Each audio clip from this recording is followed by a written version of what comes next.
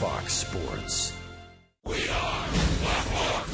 We are the Lions.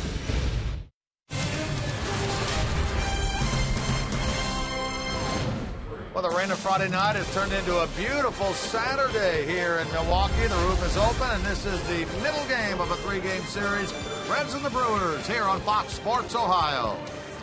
And hi, and a pleasant Saturday evening, everyone. Along with Chris Welch, I'm Jim Day. I'm Jim Kelch, rather, and welcome to Reds Baseball. You'll be all right, big boy. Tonight, the rookie weekend, Chris, continues as the Reds have a right-hander, Josh Smith, on the mound. Well, you got the last two names right, and we've got Josh Smith all taken care of. His young man that started the season in Double-A, believe it or not. Then he went up to Triple-A, had a pretty good run of it.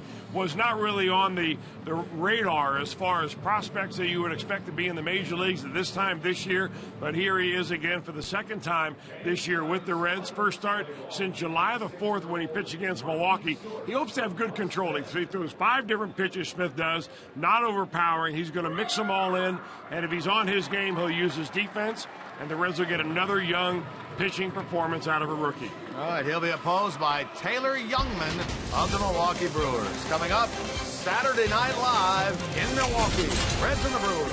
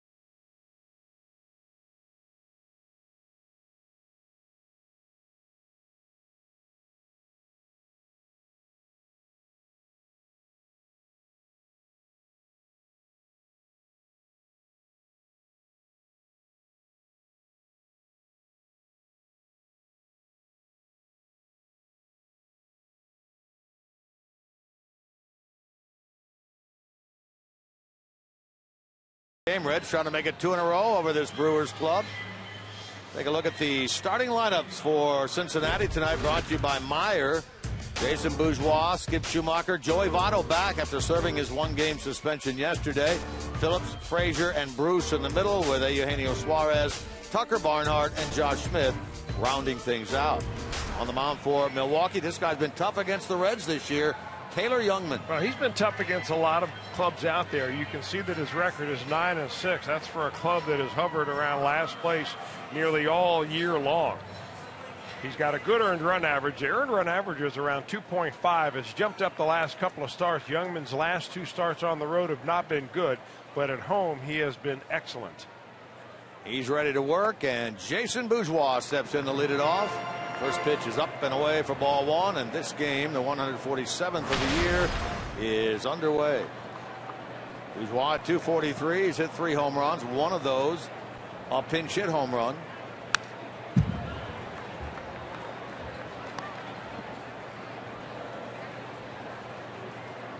Youngman, 2 starts against the Reds this year. One back in July, early July, 8 innings with a 1-run 4-hit baseball in a win, and then in late August here, 6 innings of no-run 3-hit baseball. So he has A 2-0 record with a 0.64 ERA against Cincinnati this year.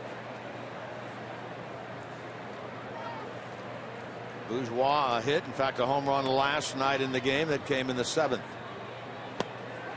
He strikes out on a nasty breaking ball, dropped right off the table.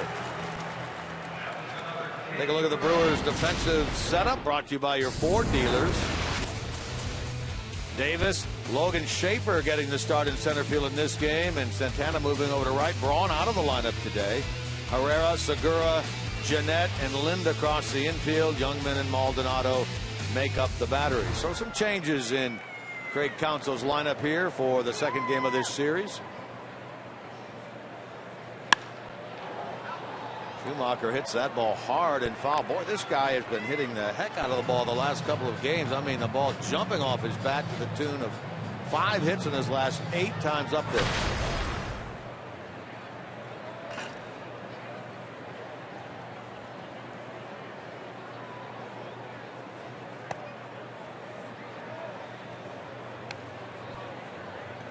Schumacher starts the game at 2:36. Getting his second straight start in this series in batting second, and his 3rd straight start overall. He started the game Wednesday, the finale out in San Francisco.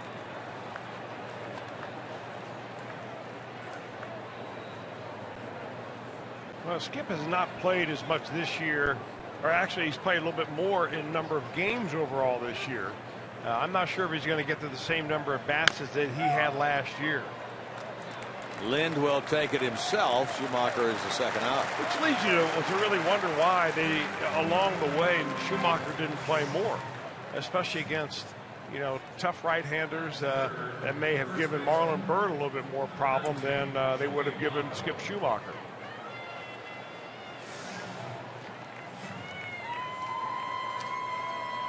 So here now is Joey Votto. Out of the lineup last night, serving the 1-game suspension for the September 9th incident at home against the Pirates, in which he was ejected from the game. He comes in since the All-Star break, of course, and this has been an ongoing thing day in, day out, leading the major leagues in average at .374, on base percentage at .558, and walks with 75 of them since the break, and he's now at overall 132 walks this year, just 4 away from setting a new franchise record.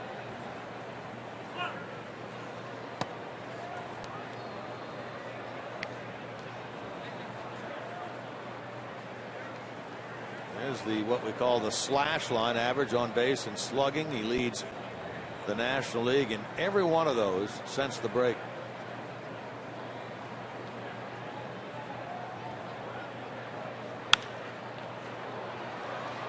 Chased out there by Chris Davis, and in foul ground. He turns his back on that ball, cannot get it.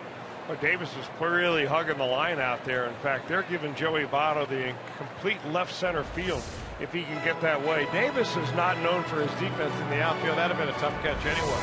Particularly when you can't see it.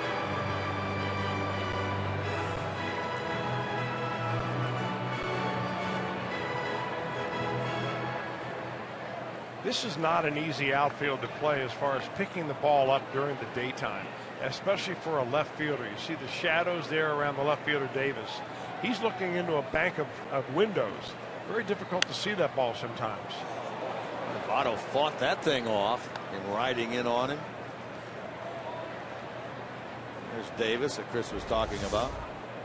I'm not sure there's another left-handed hitter around that does this on an inside fastball.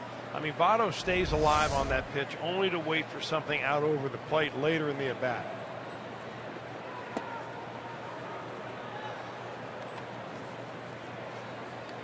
Youngman wanted to know where that pitch was. Youngman's breaking ball is that curveball. I mean, he throws it a lot. He'll throw it almost 25% of the time.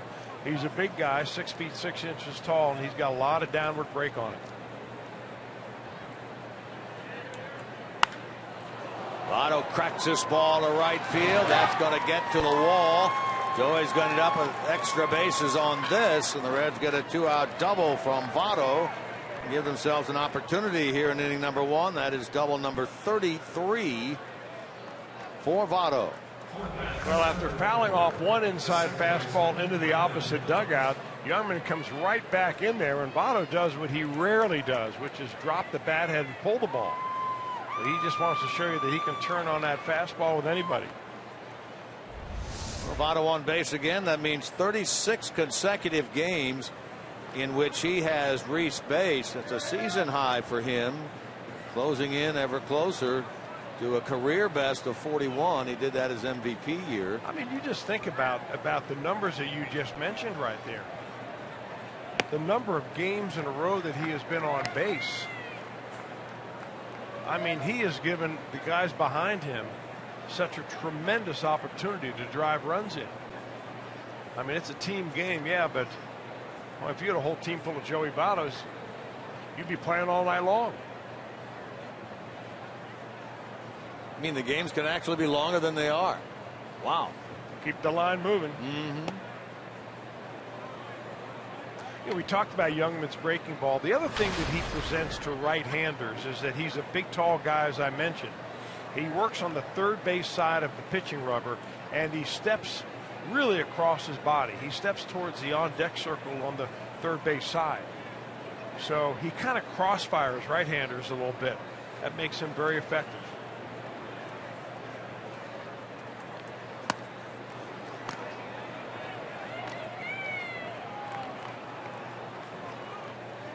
Got a base open, a 3-0 count. How does he look when he compares the left-handers and right-handers? Well, right-handers, as you would imagine, are guys that scuffle a little bit more. He's given up only 6 home runs this year.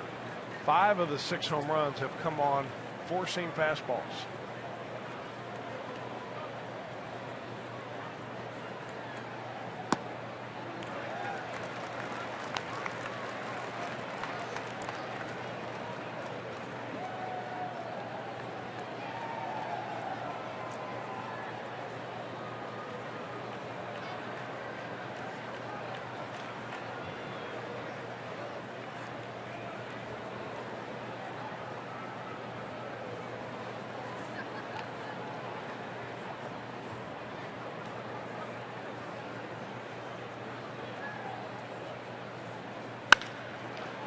Hard hit to third. Herrera comes up with it, and the inning is over. Brandon got good wood on it, but out at first.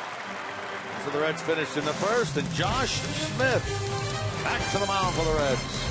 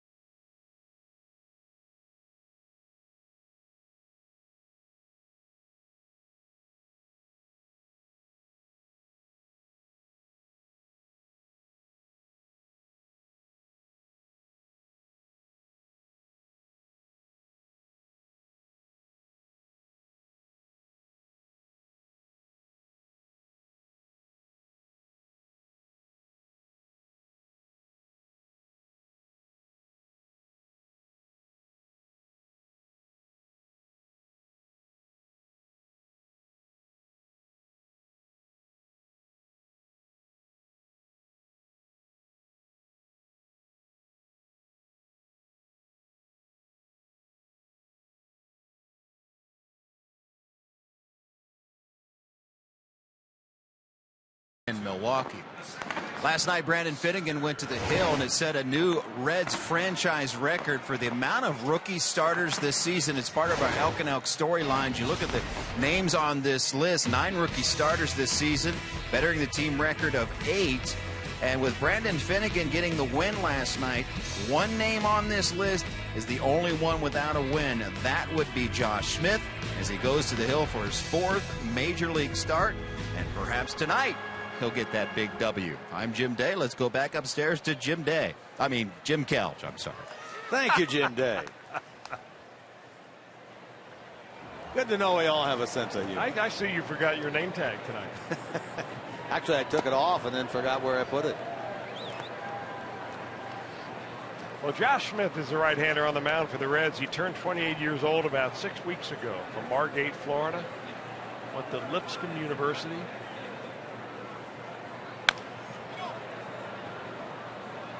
And a young man that the Reds drafted 21st round of 2010. Made his debut earlier this year, back in April when he pitched for the Reds. 2 stops in the minor leagues for Smith this year. Overall 8-9 with a .345 earned run average. Well, the last time he started for the Reds was against this Milwaukee club on the 4th of July in Cincinnati, a game in which he lasted only 4 1/3, allowed 5 runs, 5 hits. He got off to a decent start in that game, but it fell apart for him in the 5th. And if you just evaluate Josh Smith on the basis of arm speed and stuff, you're going to say, well, you know, he's a garden variety right-hander, somewhat pedestrian stuff. But that does not mean he can't pitch at this level. And he does that a lot, which is get ground balls, keep the ball down. You know, if you hit your spots and you change speeds, the hitters don't care whether you're throwing 95 or 85. They're just going to make outs. The key for Smith is to be able to spot the ball where he wants to, have the confidence to go right after hitters with his stuff, and constantly change speeds.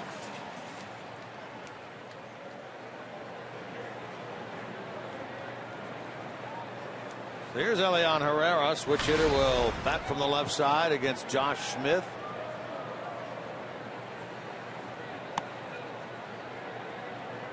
Josh won a total of 8 games this year, as Chris was talking about his various stops within the minor leagues of the Reds, AA and AAA.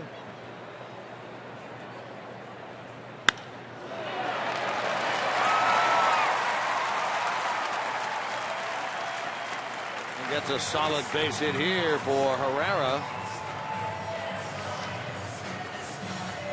Seen the first 2. Let's take a look at the rest of the Milwaukee starting lineup for this evening's game. Jeanette and Herrera the top 2, then Lind walking to the plate now. In the middle it's Chris Davis, Domingo Santana, Gene Segura, the bottom Logan Schaefer, Martin Maldonado, and the pitcher Taylor Youngman. That's 9th. Well, the big name you're missing in the lineup obviously is Ryan Braun. He'd be in the on-deck circle right now. And I don't know if Braun maybe is beset by some back problems that he's had recently. But he's getting a night off against the right-hander Smith tonight.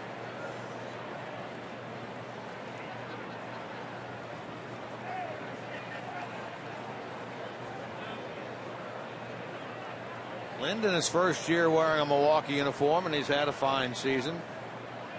19 home runs. He's driven in 81. Pinch hit, struck out in the 6th inning last night.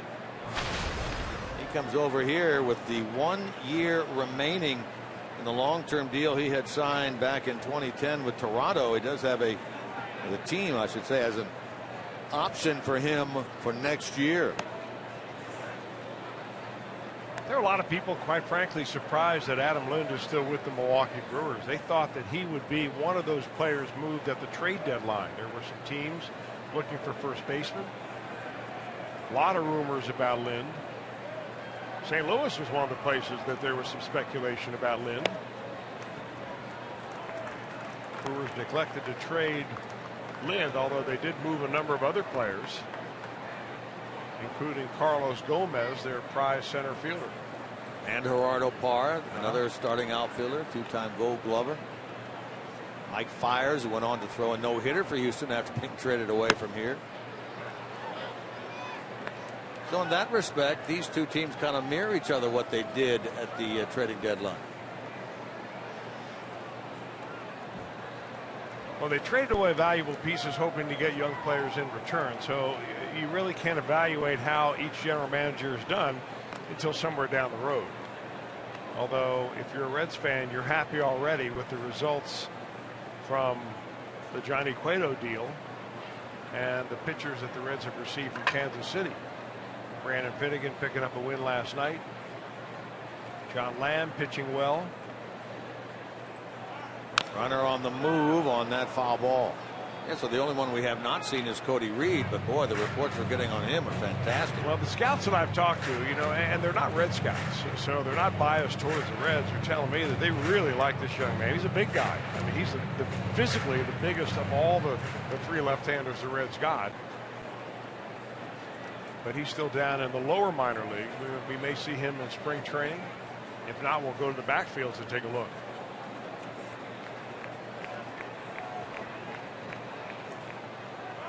Herrera on the move again, and again Lynn fouls it.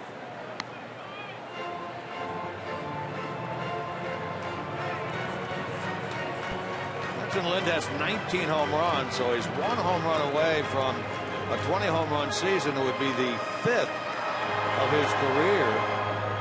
He had a career high 35 of them back in 09 for the Blue Jays.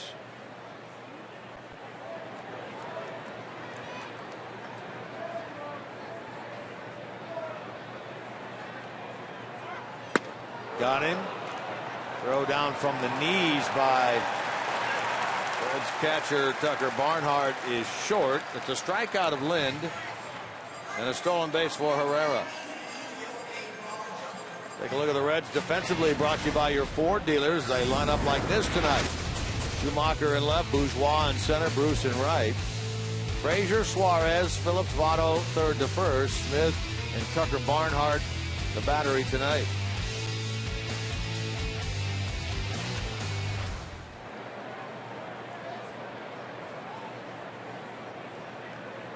Herrera stolen base number 3 is in scoring position.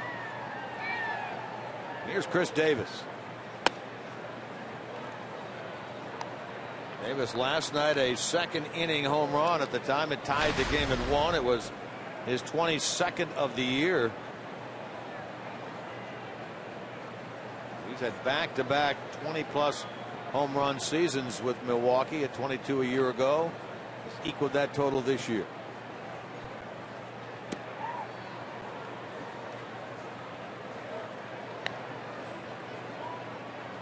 Now, it looks to me like Josh Smith is still not real comfortable on the mound right there. He's pitching somewhat from a defensive standpoint.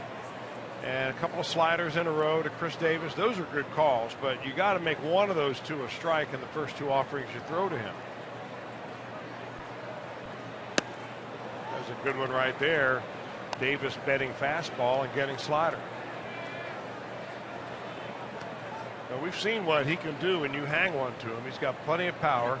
He never really cuts his swing down regardless of the count. His front side is opening up slightly. He's looking for something on the inner half to lift and separate.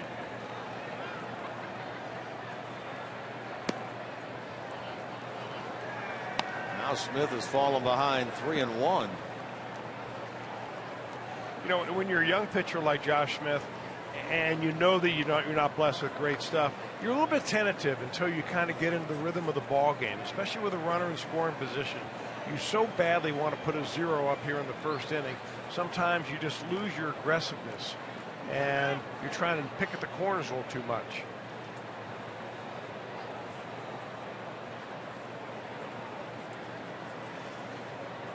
You know, he had pretty good walk to innings pitched ratio this year in the minor leagues, but it has blown up when he's come up here. There's ball 4. Yeah, that's simply, that last pitch is a great example of simply trying to overthrow your fastball. Smith's fastball rests anywhere from 88 to 91. 91 is really the top end. He really rears back and says, I'm going to give everything I got right here. And by doing so, he kind of flies his front side open.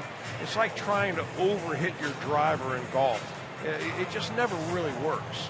You have to stay within yourself, and sometimes that's hard to do when you're, getting a rare major league start opportunity. You want to make the best of it. You got your adrenaline pumping. Keep telling yourself, though, All I need is one good pitch right here to get out of this inning. This is Domingo Santana. We've seen him playing center field since he came over from Houston. He's playing right field with Braun out of the lineup tonight. Hitting .269 in 24 games here with 5 home runs. Pair of singles in last night's game.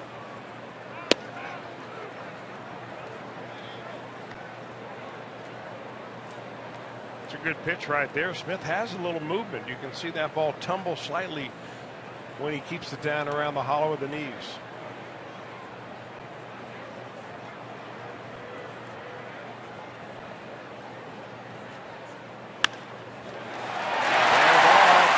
Frasier, he cannot come up with it. Herrera will score. Chugging toward third is Davis. He's being waved around. He will score. And it's 2-0 Brewers. A 2-run double by Domingo Santana.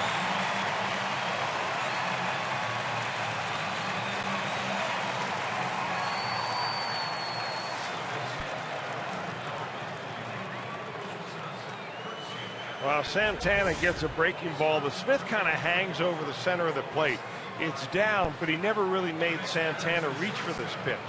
It comes right into the wheelhouse, and Santana hits it hard, unfortunately, right by Todd Frasier. Funny how baseball is such a funny game. The ball that Brandon Phillips hit to end the first inning was a harder hit ball than Santana just hit. Santana's happened to be down the line, scores a couple of runs in an RBI situation, and Phillips ends up taking it 0 for 1 because he hit it right at the third baseman. The Brewers went 0 for 11 last night with runners in scoring position. Get a big one here in the first inning tonight. Now Barnhart will go out and talk to Smith after falling behind here 2-0. Just trying to settle the kid down, I think. And you know, the advice that I would give to Josh Smith is I'd rather see you throw at 88 miles an hour on the corner than trying to throw at 93 and miss either in the center of the strike zone or miss off the plate. Stay within yourself to the point where you can really use your control. Control is what got him to the major leagues, not arm strength. So use it.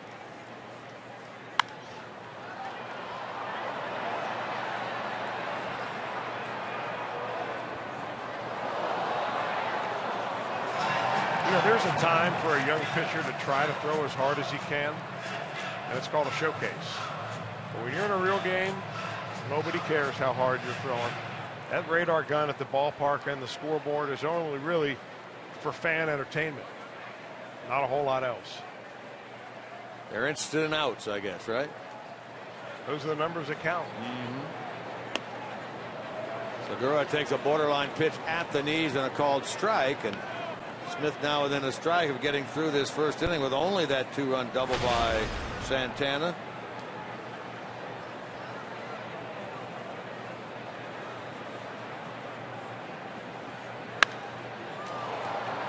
Toward right and Jay Bruce.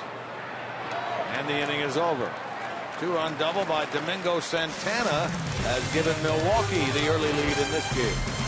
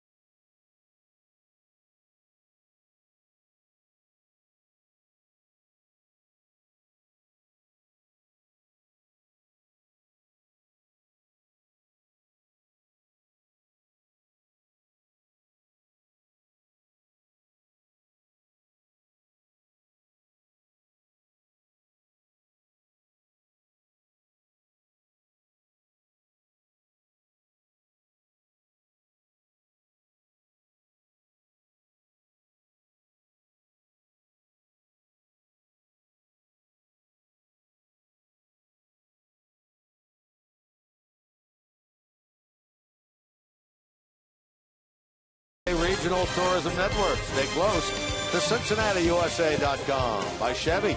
Check out their award-winning lineup only at your Tri-State Chevy dealer. And by Skyline Chili. Feeling good? It's Skyline time. A lot of good times being had around the ballpark. Big sports day all across the country. College football, Major League Baseball. And weather like this, a lot of tailgating going on, including here at Miller Park.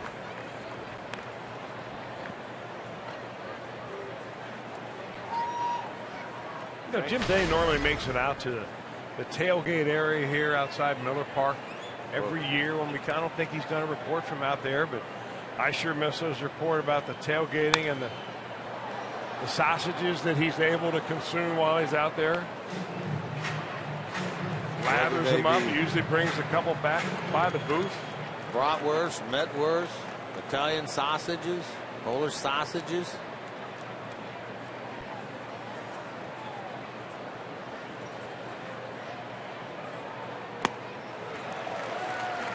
Frasier got a piece of that ball, went right into the glove of Maldonado, and he is strikeout victim number 2 for Youngman.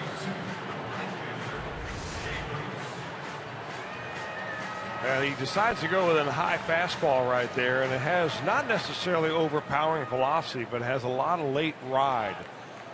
And he throws it right by Frasier at the upper end of the zone. That's what pitchers have been doing more of to Todd Frasier in the second half. That's a pretty good dewdrop in right there. Youngman gets ahead of Bruce with that pitch. A home run last night. 1 of 3 times he was on base. He walked twice, once intentionally. Of course, we talked about the fact that the home run last night, number 204 in his Reds career, puts him 1 ahead of Eric Davis and in 8th place overall in franchise history around trippers. He strikes out on a breaking ball, so Youngman gets Frasier on a fastball, Bruce on a breaking ball. Time now for our IGS bringing the energy feature. How about the lowest ERA by a rookie in Brewers history? Minimum of 18 starts. Right there at the top is Taylor Youngman with a 3.05 ERA at the start of this game. Mike Fiers there on the bottom at 3.7. He is no longer with the Brewers. Remember, he was traded away earlier this year to Houston, and as I mentioned, threw that no-hitter earlier this year as a member of the Astros. He did it on the 21st of August against the Dodgers. The Dodgers were no-hit twice, like within a 10-day period. First by the Astros, and then later by the Cubs and Jake Arrieta.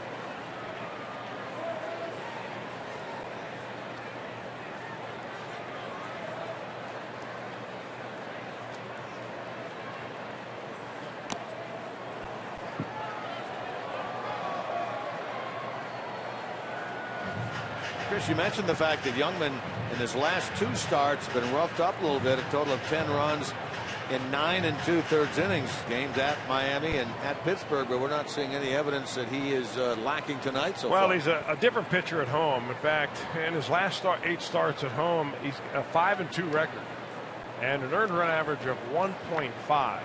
He's had 4 consecutive home starts in which he has won those games. And it's been on the road the last couple of games where he's seen his earned run average jump up a little bit.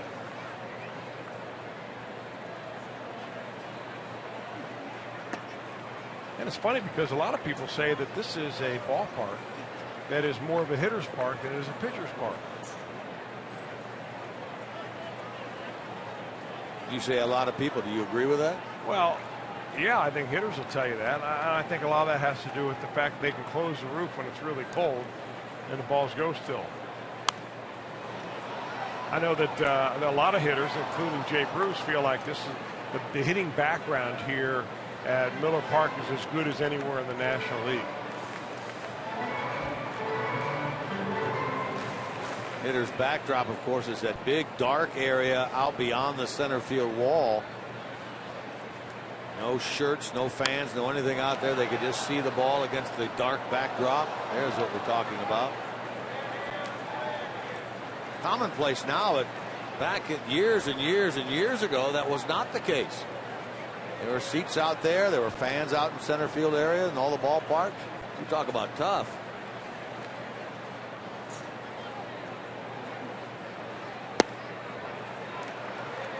All 4 on a 3-2 to Suarez, and so the first walk issued by Youngman comes with 2 out in the second. Well, we were 2/3 of the way into an immaculate inning here when Youngman struck out Todd Frasier on 3 pitches and then dispatched Jay Bruce on 3 pitches. He went 1-0 to Suarez and eventually walks him on a full count. Youngman, a former #1 draft pick. He's only 25 years old. He's from Temple, Texas, Youngman is.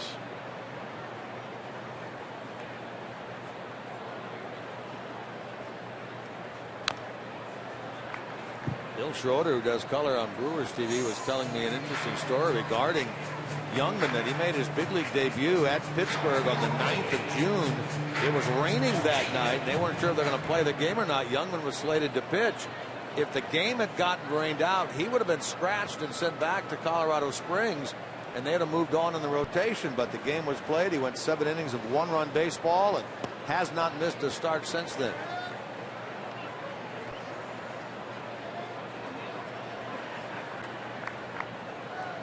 He was filling in at the time for Willie Peralta.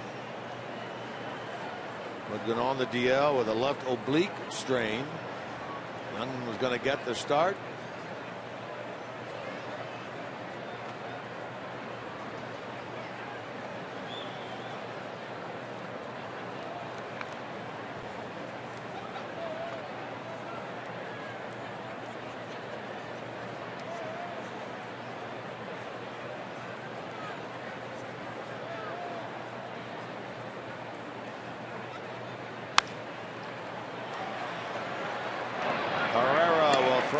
Tucker Barnhart, putting an end to the top of the second inning.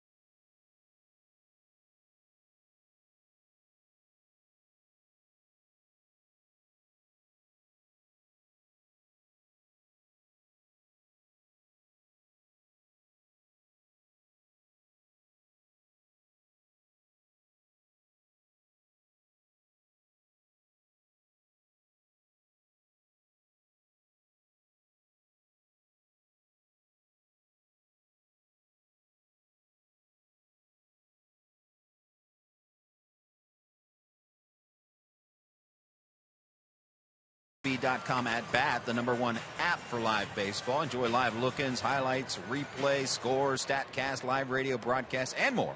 Get the MLB.com at bat app now.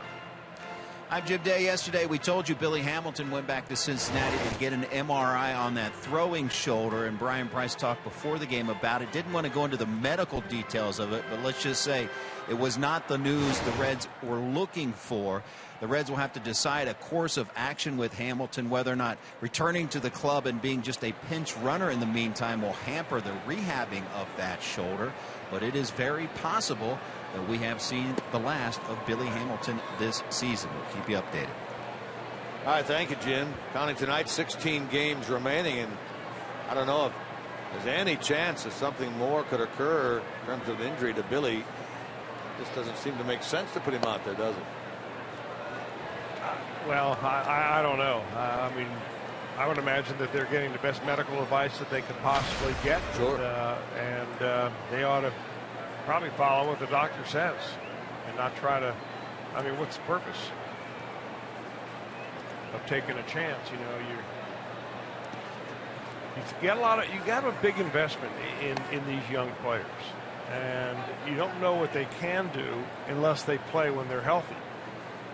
And Billy Hamilton has been given a lot of room, a lot of wiggle room to show one way or another what he can or cannot do and what adjustments he will make or will not make at the major league level. But unless he's healthy, you can't make a good judgment on him. So that's the number one thing for Billy, is to get healthy and work on some of the things that he knows he needs to work on in the wintertime. His season this year, if it ends now, 226, 4 home runs, 28 RBIs, 57 stolen bases. He is currently the leader over D. Gordon. He could surpass him with 2.5 weeks to go, win his second straight stolen base crown. Billy's been at the top of the list despite a very low on base percentage of only 274 this year, all year long.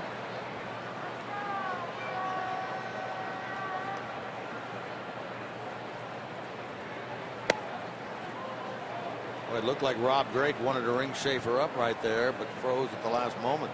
You know, the low on base percentage for Billy Hamilton is really not about lack of talent at all.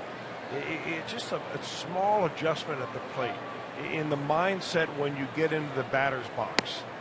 And, you know, I know Billy works hard in the offseason. I know he'll work very hard in this offseason too, but, you know, he may be just as well served, you know, talking to some experienced players that were the same type of players. I mean, he'd be a good guy to have Joe Morgan visit with a couple of times over the winter and really just listen to what a veteran, terrific player like Joe Morgan has to say that could help him, you know, with his attitude and with his mental approach to hitting rather than the physical, you know, mechanical parts of swinging the bat and so on, because it's not physical with Billy Hamilton. It's in his approach.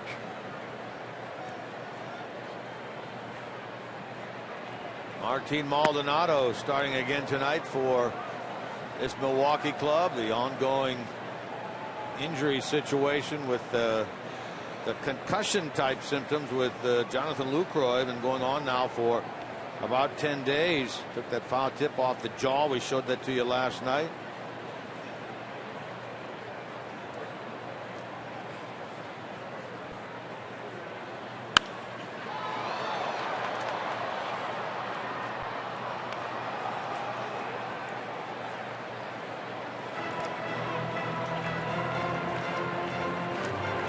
Maldonado, a double last night, one of the 3 times he was on base. He walked both in the 6th and in the 9th inning. In fact, it was the leadoff walk he drew in the 9th. And Reds fans getting a little itchy, but Chapman settled down, retired the next 3. Maldonado retired here. And Josh Smith now will face his counterpart Taylor Youngman, who's a pretty good hitting pitcher, looking for a 1-2-3 second. And now, if either tweet your strongest fan photo, use the hashtag OhioDataStrongFan. Just might see yourself in an upcoming broadcast brought to you by T-Mobile. Looking for our fan photo of the game, brought to you by T-Mobile.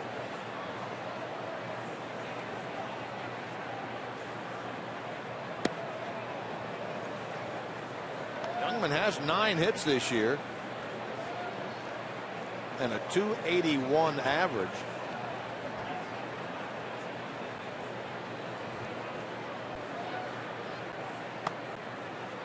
Well, in this inning already, Smith has made a major adjustment. It could be an attitude adjustment. You give up a couple of runs, now the pressure's off. You're not thinking about throwing a no-hitter, a shutout, all those kind of things. You just get back down to pitching. But he has stayed right down there around the knees with each of the 3 batters he's faced and retired here in the 2nd.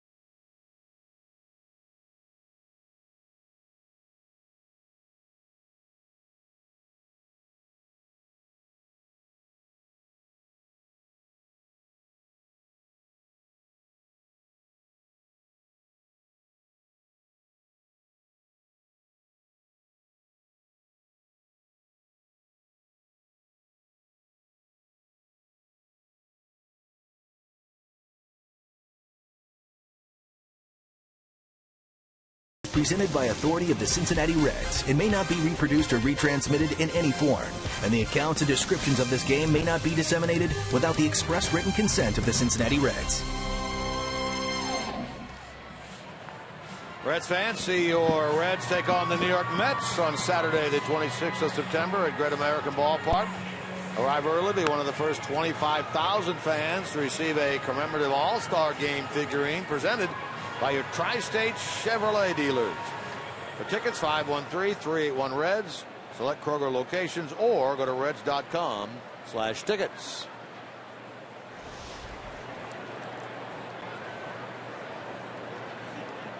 Third inning for Taylor Youngman. He's walked one, struck out three, giving the Reds one hit. That was the double by Votto. Reds get a base runner in this inning. Votto will bat. Josh Smith hitting 4 trips at the big league level. In fact, he had a hit in his first big league at bat against the Pirates. Hits this ball pretty well toward right center. That ball carrying near the wall, off the wall, bounces along the warning track. Double for Smith. There goes Smith to third. Triple for Josh Smith to lead off here in the third. He's winded over there at third base. Good thing he's been doing his wind sprints. Staying in shape as a pitcher. Legs are so important of it, but he didn't think he'd have to leg out a triple today. Hits it a ton. And I mean, and the ball is carrying too, and he hit it to the part of the ballpark where that fence comes in just a little bit. Logan Schaefer can't get it, and it kicks off the wall. And Smith is picking up the third base coach, Jim Riggleman. And Riggs is saying, hey, come on over here. And that's far enough.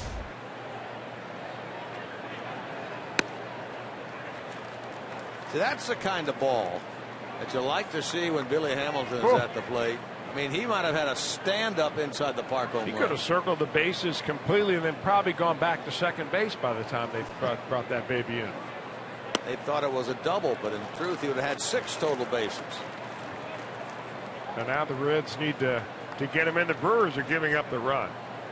They've got the infield played back. Anybody but the pitcher or third baseman, they'll probably play to first base.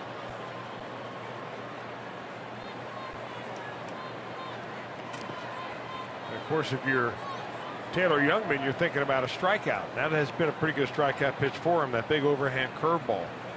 There really aren't all that many pitchers nowadays that throw a true curve. Most of them are sliders or cutters or slurves, which is a combination of a slider and a curve.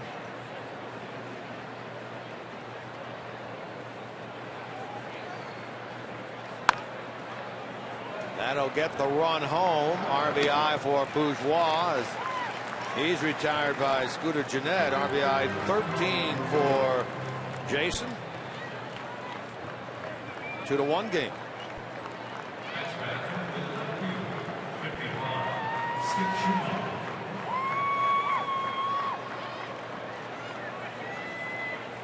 Now the Reds need Josh Smith to get into that dugout, sit down, gather himself together, and get ready to go back to work in the bottom of the third.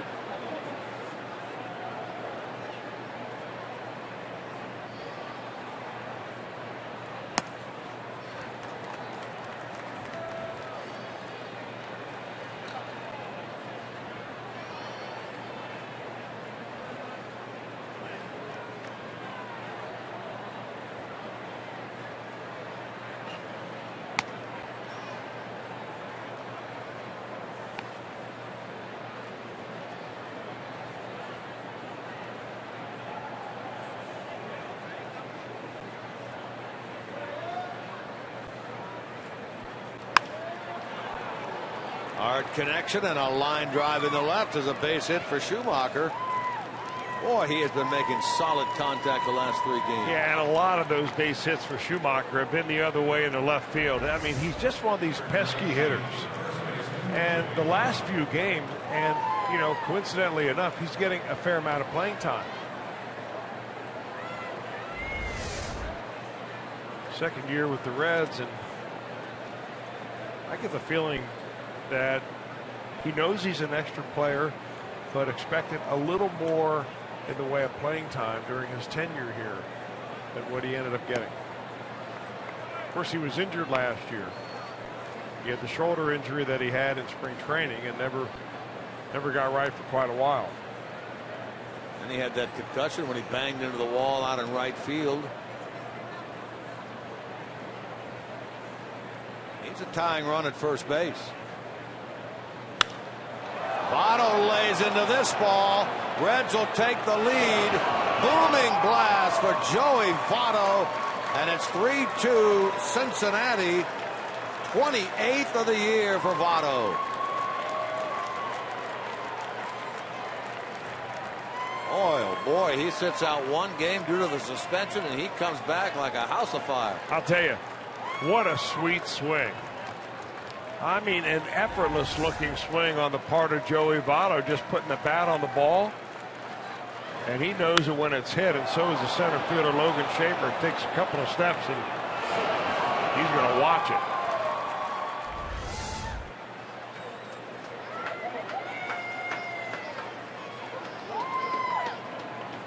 Talked about the fact that he had only given up, talking about Youngman, 6 home runs this year, 5 of them against right-handers, only 1 against a lefty. The only other lefty now, other than Votto, that's been able to get him for a home run ball this year is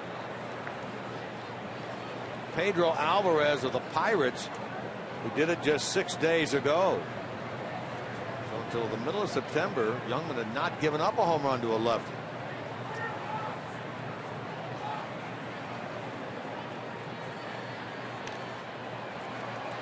So from a 2-0 deficit to a 3-2 lead. Votto now 75 runs batted in. Third on the team behind Frasier and Bruce.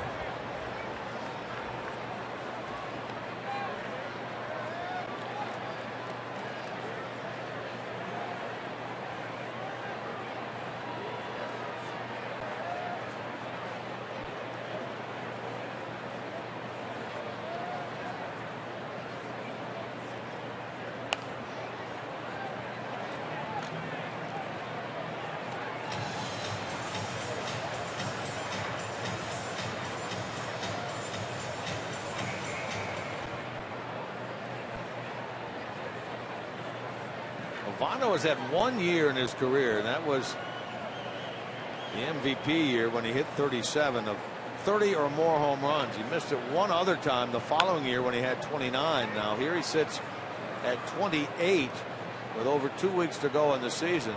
Seems inevitable that he will get to 30 for the second time in his career.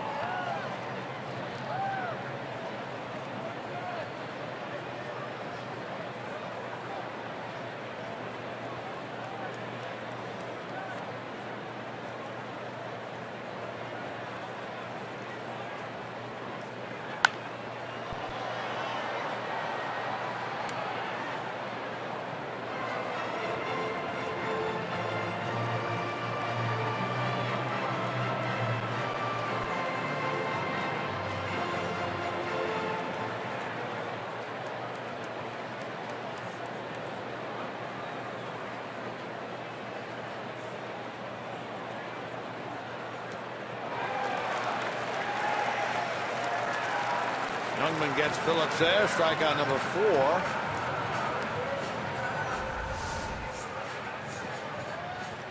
Well, that curveball of his, because he is so tall and has that high arm angle, it is a one the ball that just like drops off the table. 12 to 6 o'clock on the rotation, and right over the top and down it goes. 2 out now for Frasier.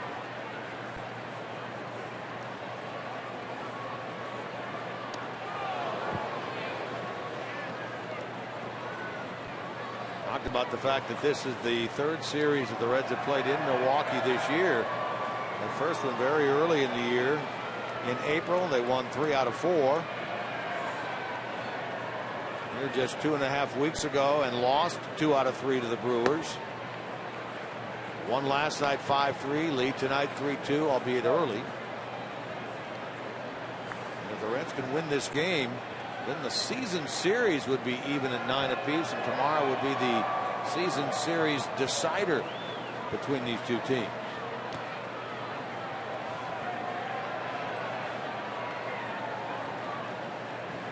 And if they can win tonight and extend Milwaukee's losing streak to 8, it would equal their longest losing streak of the year.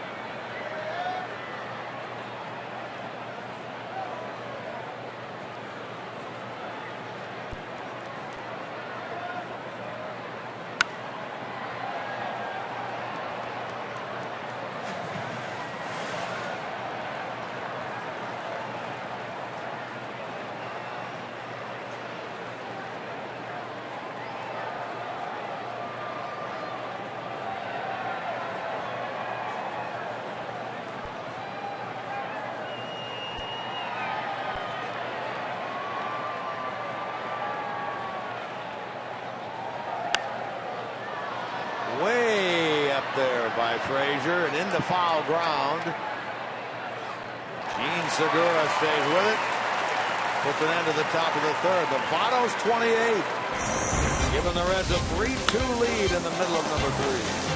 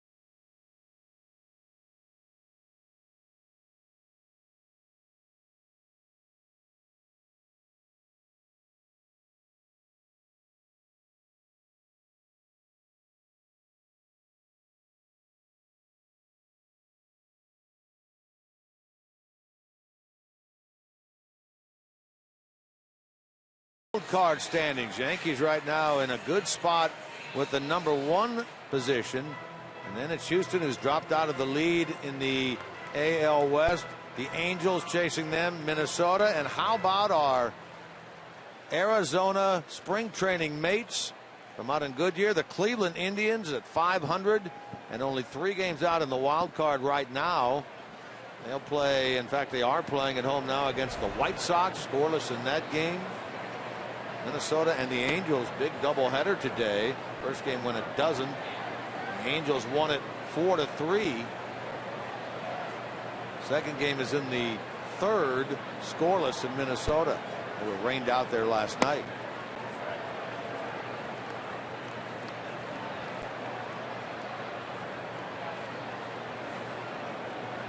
Scooter Gennett representing the top of the Brewers order here in the home 3rd.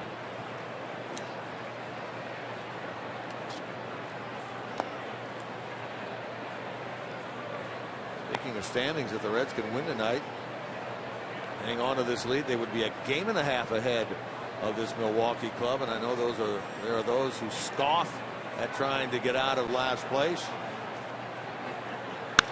Better than finishing in last. Gannett hits one into the alley. It's going to be extra bases for the Brewers' second baseman. He represents the tying run in scoring position to start the home third.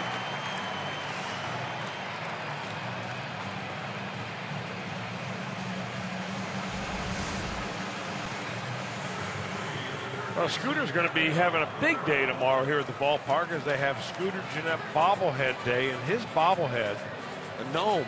is a garden gnome. Yeah. With him holding a bat, there it is. It's one of the more unusual ones you'll see. Scooter known for blowing a big wad of bubble gum. Remember some years ago we had Johnny Gomes gnome night at Great American Ballpark. Remember that?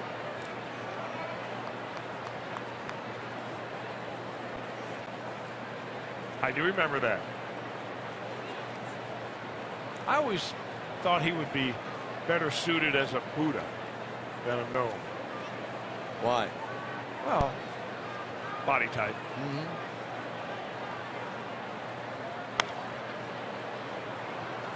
He has stood the test of time, hasn't I'll he? tell you what, he was one of these guys. You know, we talked a little bit about intangible last night and the intangibles that players, some players bring, and Gomes is one of those guys. He just seems to be, you know, throughout his career, and you know, never was a guy that was in an MVP race. Or was rarely a starter for more than a year or so in a row, but always ended up on teams that were pretty good. And a good guy as a teammate. Playable for Schumacher.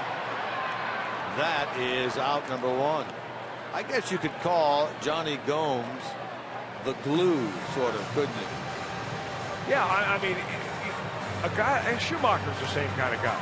Somebody who's always there for your teammate. I mean, who watches the game. He's not in the dugout talking about something other than the ball game. He's you know, pulling for you all the time. In Gomes' case, he was a little bit more of a cheerleader than I think Schumacher is. But those type of players are very important, and they're easy to overlook. There's Adam Lind now with 1 on, 1 out. Lind is in the driver's seat tonight, brought to you by Kia. .335 average here at Miller Park this season. Third highest home average in the National League for Adam Lind. Hey, what, Jeanette's getting a huge secondary lead down there. He's getting a good lead at first, and then he's really bouncing off. Wouldn't be surprising at all to see Suarez, who's playing in the second baseman's position, sneak over there. Maybe Barnhart will throw behind him. Here it comes.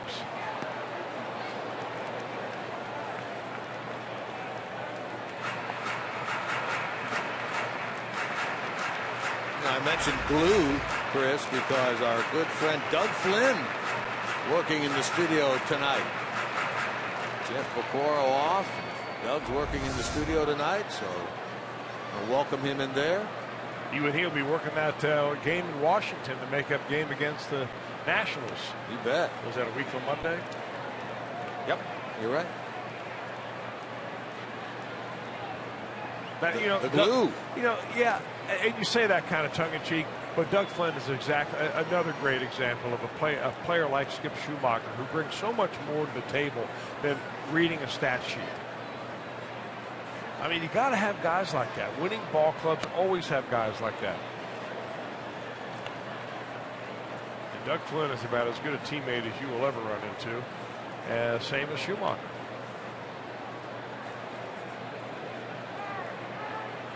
A year like this year, I think, affects certain players more than others. I think it has really affects Skip Schumacher.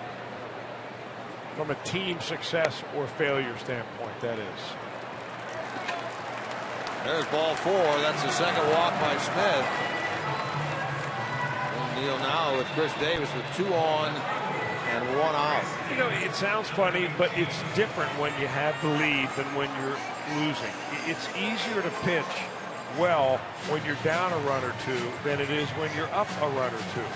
You just feel the difference of the nervousness or the emotions. And a young pitcher like Smith, young and especially in experience at the major league level, you know, he's nibbling around a little bit here in this inning. Whereas in last inning, I mean, he went right after those hitters, was living down around the knees, and had a 1-2-3 inning. Reds get him a lead. A little different story here in the third. And that big hack of Chris Davis came up empty on that one. Strike one. It's a good pitch. They're trying to keep the slider on him, and that's a very effective pitch on a guy that bails. Drew a walk his first time, then scored on the double by Santana. That's back in the first.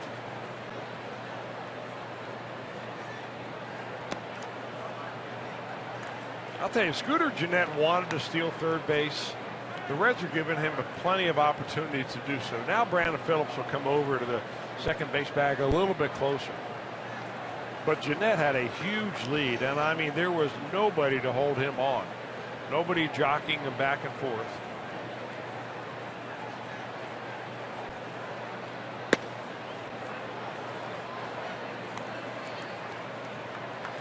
Well, after walking Lynn, Smith gets ahead now. Davis, 1 ball, 2 strikes.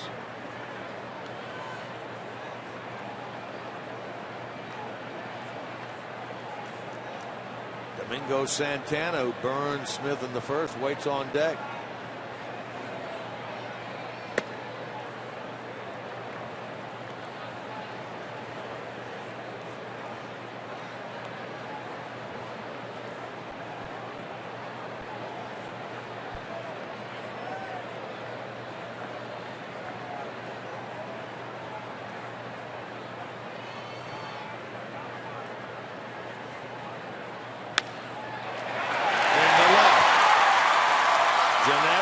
Score. The game is tied at 3. Chris Davis RBI 57. Well, that big lead that Scooter Gennett was able to get at second base is part of the reason why he was able to score on this. I mean, you look where he is when that ball is going through the infield. I mean, he's nearly at third base by the time that Skip Schumacher gets it. Nobody's going to throw him out right there. Bounces off. That's a great secondary lead.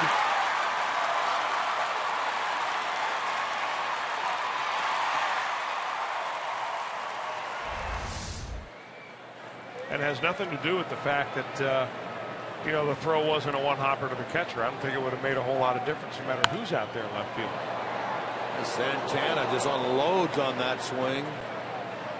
Fouls it off. Drove in 2 of that double to left down the line his first time.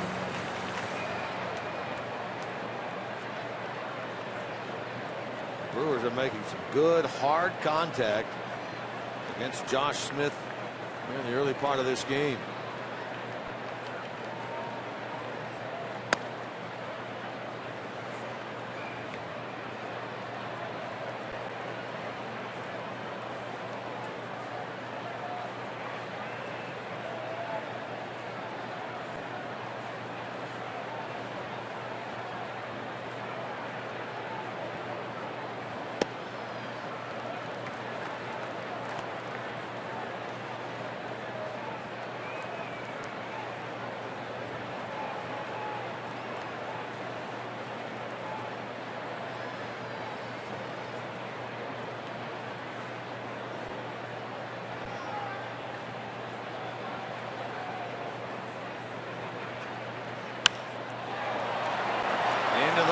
Field corner and a foul ball.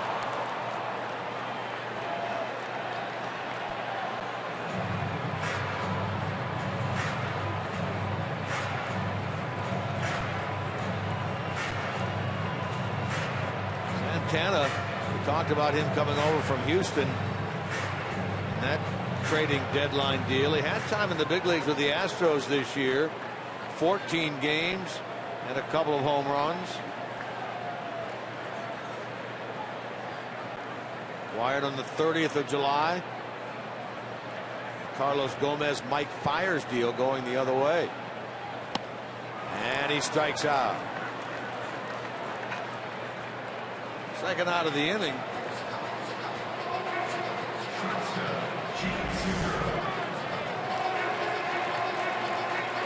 location very important. That ball kind of running up and away from Domingo Santana. That's our flamethrower tonight, brought to you by Cholula Hot Sauce.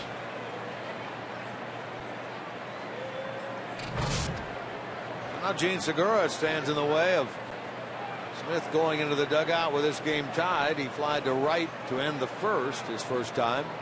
A ground one to third here. Frasier will get the force out at third on Adam Lind. The Brewers settle for one, and so we are 1/3 of the way through this one, tied at 3.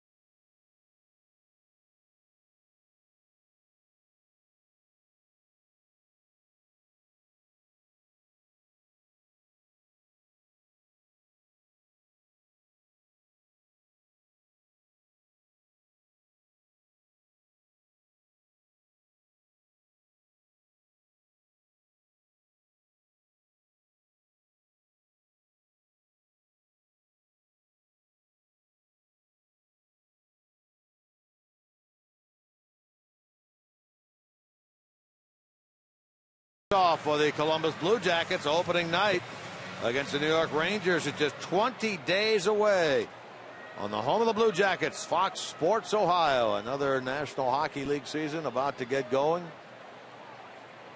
Those in the know say the Blue Jackets could be a very good team this year.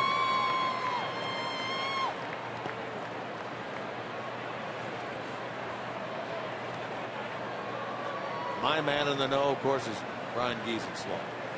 He is in the know. He should know a lot about him.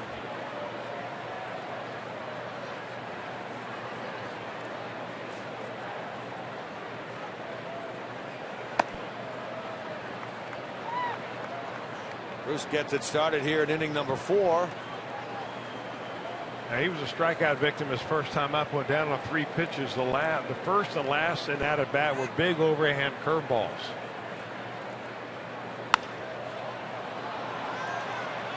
Late on a fastball. Chris Davis handles it, and the leadoff man out here in the 4th. This is a big hockey area up here in Milwaukee. There's a Vancouver Canucks fan. Got his jersey on, ready for some action. They don't have an NHL team up here, but they do have an American Hockey League team. I wonder how the ballpark grub compares. I say grub, I shouldn't do that. The cuisine of different ballparks. That may compare between, baseball and hockey arenas. Do you have any idea about that? Maybe your man, Brian Giesenslaw, could he would probably be report able on to that. tell us, yeah. I mean, I'm fascinated with most of his reports that he does. I think he does a super job on all those vignettes, and have not heard him do one comparing the cuisine. You go from calling it grub to cuisine. Probably falls somewhere in the middle. Logan Schaefer chases that long drive down by Suarez. 2 fly balls, 2 outs off the deliveries of Taylor Youngman. He's looking for his first perfect inning. He'll get Tucker Barnhart with 2 men out, nobody on. I'll make you an example of grub and cuisine. If you eat in the media dining room. Okay. In Milwaukee, it's grub, and in Cincinnati, it is fine cuisine. Who you buttering up? Denise? Oh, yeah. All the girls back there. Barnhart fouls it away.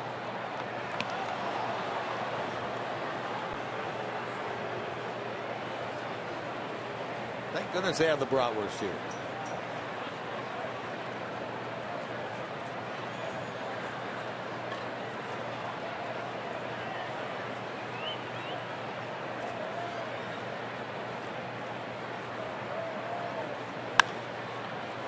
In the air to left.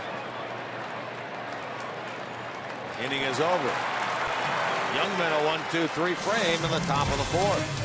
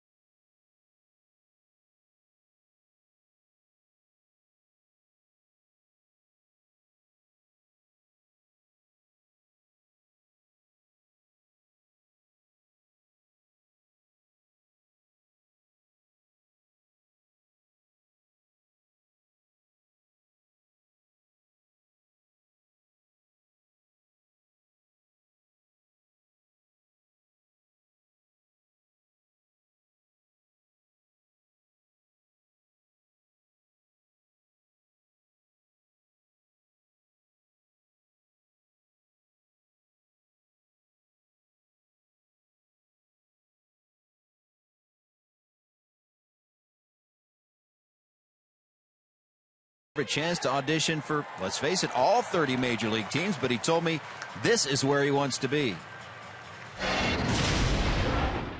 I don't want to go anywhere. I want to be right here. You know, I really enjoy the atmosphere in the clubhouse. The guys here have been, you know, pushing all year to finish up strong. So I want to be at the start of it. I see a bright future here.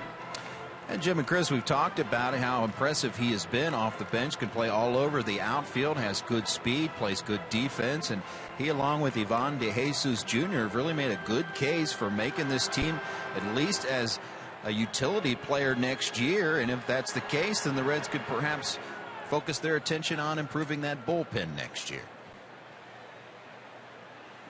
Well, Bourgeois was 2014's MVP down at the AAA club in Louisville. Came up at the end of the year, did a nice job, and probably would have made this team out of camp had he not had that shoulder injury. But boy, he worked hard, missed the first half of the year, got back, and turns out has been a big part of this club. Logan Schaefer on the first pitch gets his first home run of the year.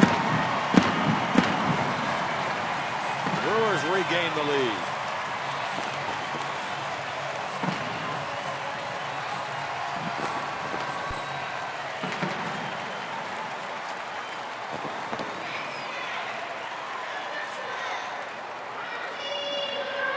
Only the 5th career home run for Schaefer, who hit 4 of them back in 2013 for Milwaukee. Gets one here to go up 4-3 for his Brewers team. I'll tell you, you know, we only saw it quickly in that replay, but it didn't look like all that bad of a pitch by Josh Smith. I mean, it wasn't right down the middle of the plate at waist high. It looked like it was a fastball was kind of tailing away, and Logan Schaefer just went right down there to get it. You know, what Josh Smith is finding out after having started the season in Double-A and then go to Triple-A and then here in the major leagues, that the biggest difference is, other than I think the strike zones are slightly smaller here, is that the guys at the bottom of the order, they can hurt you. In Double-A, the guys in the bottom of the order are likely to get released at the end of the year. You make a good point. Smith fielded his position well on that soft liner by Maldonado. Now this ought to be our Cholula flamethrower right there. Throwing flames and catching them on the way back. It had pretty good exit speed.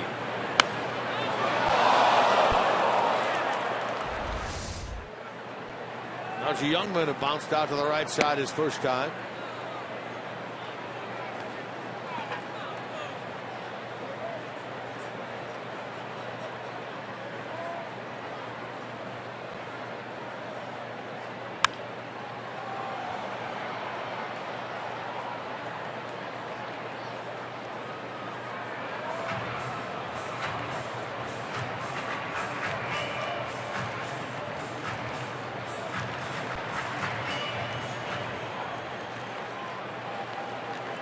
This game back and forth so far tonight here in Milwaukee. It was 2-0 Brewers early. How about that? The 10th hit of the year for Taylor Youngman, and he didn't pitch in the big leagues for the first 2 months of the season. It looked like he got an off-speed pitch. That may have been a changeup or a slider. I would guess it was a slider that just kind of rolled right on up there on an 0-2 count to the opposing pitcher. You give up a base hit. That's the one you just want to bury him with. Youngman saw the Reds jump out in front of him 3-2, and they scored 3 times in the top of the third.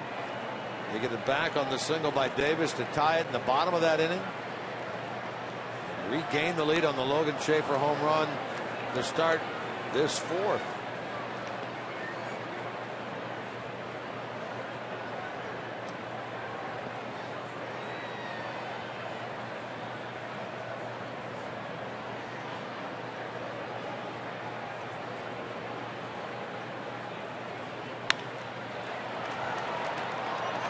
Suarez 1, back to Votto 2, and that's an inning ending 4-6-3 double play here in the bottom of the fourth. The home run by Schaefer put Milwaukee back in front.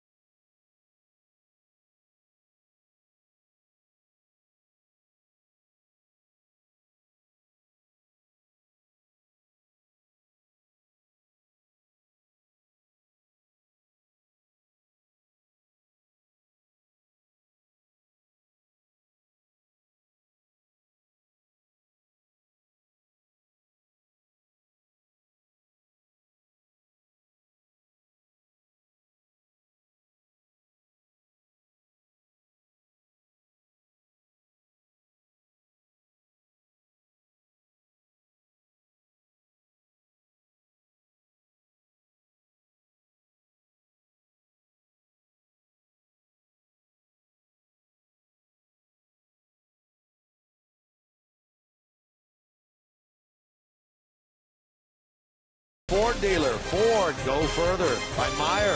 Find more for a healthier you at Meyer. And by Cincinnati Children's, ranking 3rd in the country on U.S. News and World Report's Best Children's Hospital.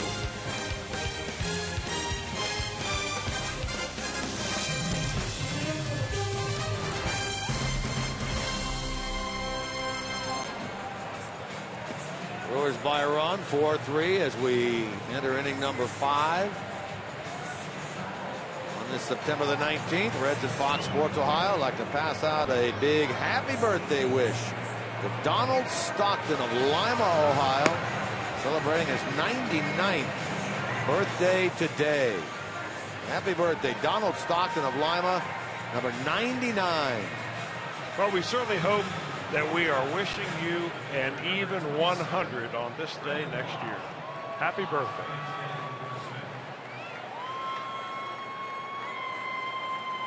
And, of course, we pass along a big happy birthday wish today to the greatest second baseman of them all, Joe Morgan, celebrating number 72 today.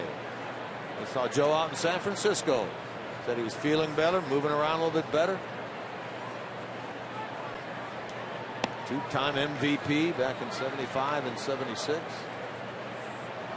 Well, what a great knowledge he has of the game, too, and evaluating players. Of course, he is part of the Reds front office and gets into town several times this summer. Consults with the owner, Bob Castellini, of course, and Walt Jocketty. I would imagine that his opinion is well sought after and highly respected. I would agree. Hey, we were talking about food at hockey arenas versus food at the ballpark. Throwing Brian Giesenslaw's name out there. Brian Texton says at Nationwide up in Columbus, they have bacon on a stick. Bacon on a stick.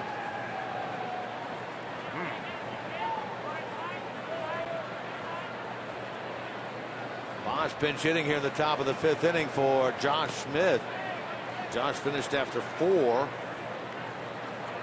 He's up 4 runs, 6 hits. We, of course, at Great American have Skyline and cheese conies. Match that. I'd put that up against bacon on a stick any day. I would too.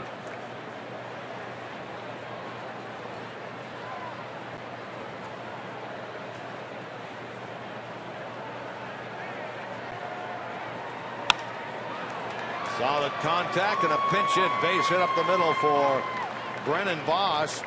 Leadoff man on. Tying run here in the 5th inning for the Reds. Brennan worked a good count right there. He got ahead 2-0 and then 3-1 and got a pitch that he could just take right back through the middle, and that's a nice smooth swing from Bosch. Second night in a row that we've seen Brennan on the base paths. Yeah, last night he had that broken bat RBI single, but that was also a pinch hit base hit, so he'll take him. You bet he will. Why not?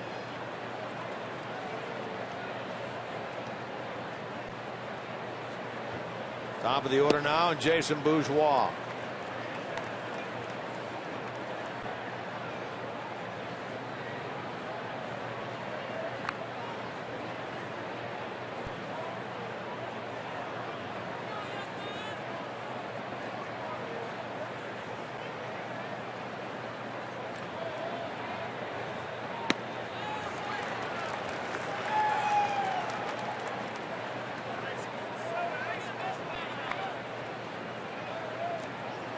Three pitches thrown for Josh Smith.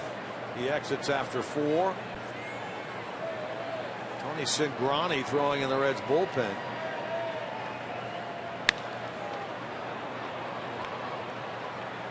Tony worked to 3 batters last night in the game, struck out 2 of them, gave up a walk.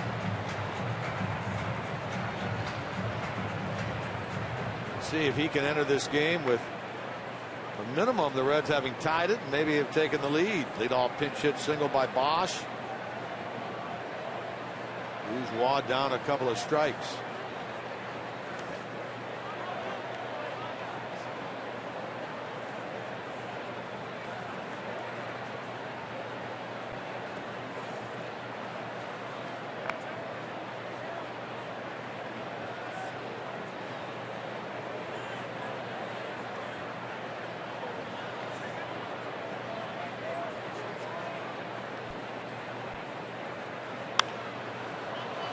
Toward right field, and Jeanette will make the play.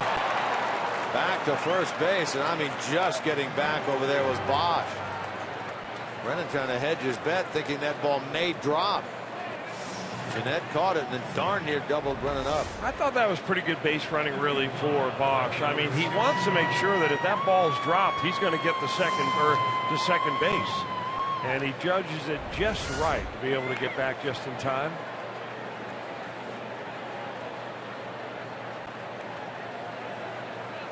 A 1 on 1 out for Schumacher. Solid contact and a base hit into left his last time. He now has 6 hits in his last 10 at bats.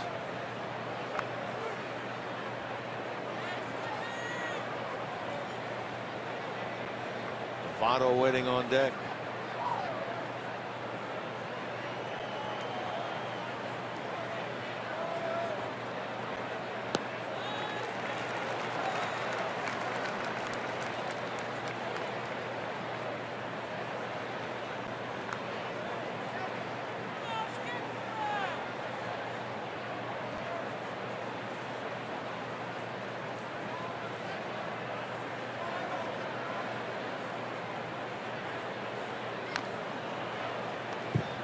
And we were talking about the bacon on a stick up there in Columbus. You know where they also have that. And I just got a little text from Glenn Dunlop from Big League Tours out of Indianapolis. He runs baseball tours all over the country. They have it in down in Texas, the Texas Rangers. Bacon on a stick. Yeah, and in fact, I think, if I'm not mistaken, that the Reds will be down in Texas next year. Yeah, playing in right. Arlington. So you're right. I'm already salivating. Well, I would be, but maybe a few years ago. But you probably are. Jim Day certainly would be. He'll be piling the bacon high here at the media dining room tomorrow.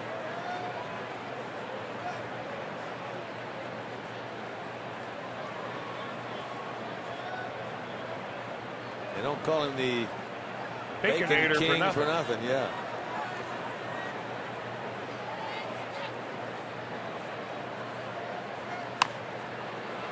Chop towards Segura. There's one. Schumacher beat it out back to first base. So they force Bosch. Votto gets a chance with Schumacher aboard. I'll tell you, the Brewers turned that about as quickly as you could expect an infield team to do. Segura got rid of it quickly, and a nice turn by Jeanette. Well, maybe Segura took a little longer than he should have when he fielded that ball. His throwing hand was quite far away from the glove, and he really didn't funnel it in. And I'd imagine that there are people that are more expert at shortstop play, like Doug Flynn, sitting at home watching, or sitting at their studio watching this game, that would say, no, you could have sped it up a little bit by a little better mechanics, having your hands closer together. So here's Votto. Came in 7th in the league and hitting at .313. And he's already 2 for 2 tonight, a double and a home run.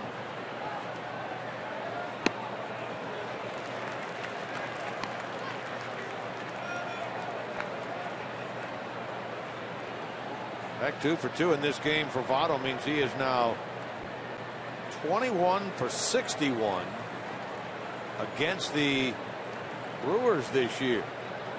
He is, of course, right near the top of the leaders board in multi-hit games. 51 of them now. Here's his home run his last time.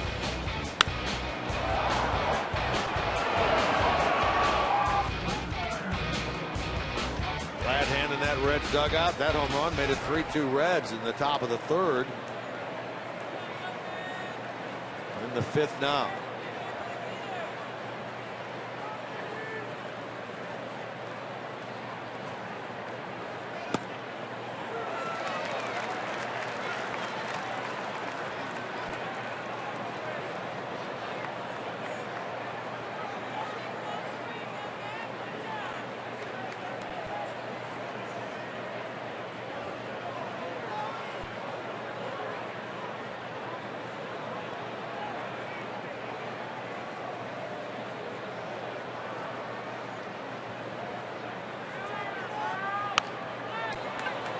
Slaps that to 3rd, and Herrera makes the play. Votto retired for the first time tonight.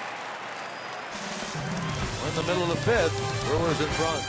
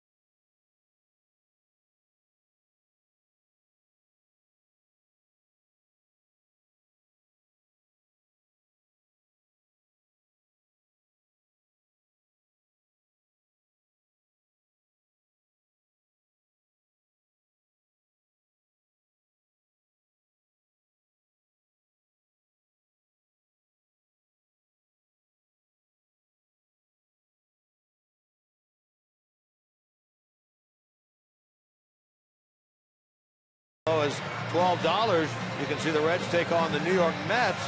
Enjoy a spectacular post-game fireworks show presented by Adams Recovery Center. Purchase your tickets by calling 513-381-REDS, going to select Kroger locations, or go to reds.com/tickets. The last fireworks Friday of the year comes up next Friday against the first place Mets. They'll be in town for 4 games, Thursday, Friday, Saturday, and Sunday next weekend.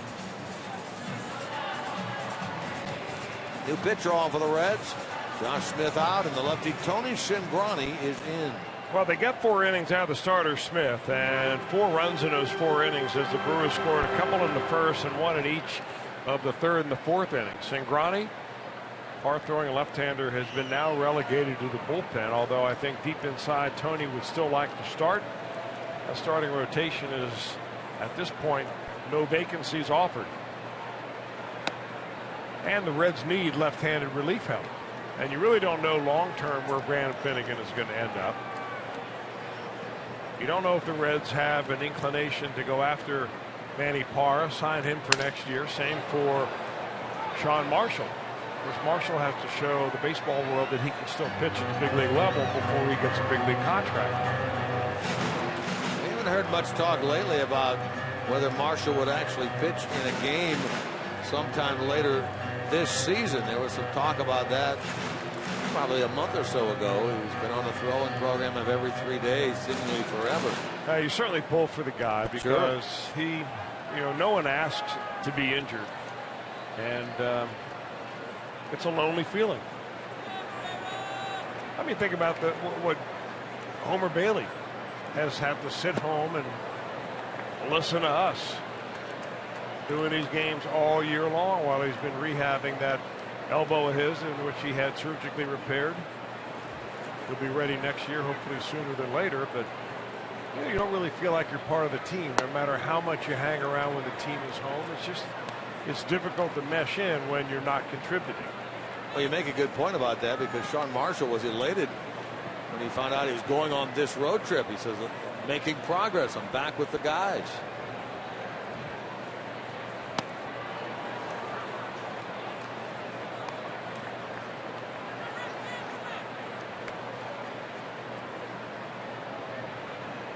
Herrera, a base hit and a line out in this game. After going hitless last night.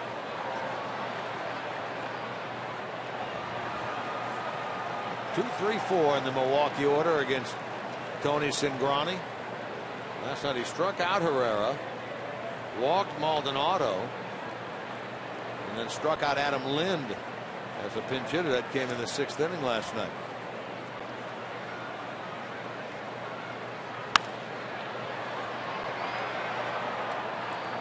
Well, Cingrani is also a young guy. He's only 26 years old. Of course, he was 22 when he made his major league debut, and he had 3 games that first year. So he's had parts of 4 seasons in a row at the major league level.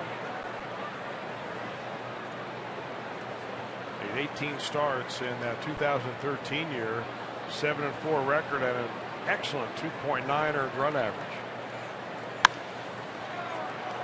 Induces a ground ball here out of Herrera, and that's the first out in the bottom of the 5th. Just a reminder, as you enjoy tonight's game, we look forward to passing along our Miller Time moment of the night a little bit later on, brought to you by Miller Lite.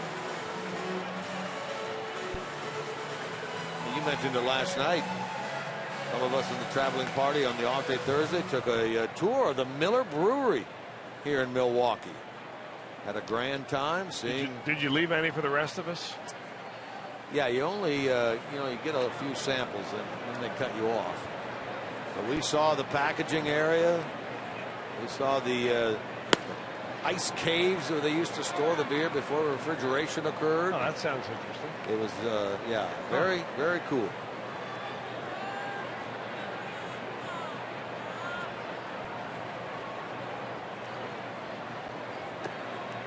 Matt Sigafus, our video man, Jim Mueller, our graphics guy, Gary Wayhoff handles the travel for the club, and myself enjoyed the tour.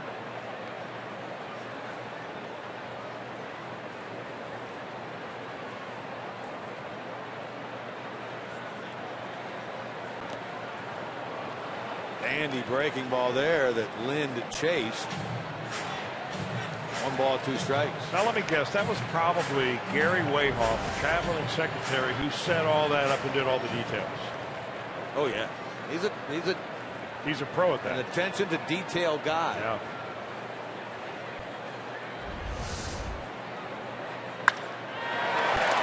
Solid base hit here by Lind. It's hit number 7 for Milwaukee. Well, he struck out the first time Lynn did on a slider, and he has been on base ever since. A base on balls in the 3rd. And that's a nice line drive. Very, very smooth and level swing for Adam Lynn. Guy's had a nice major league career.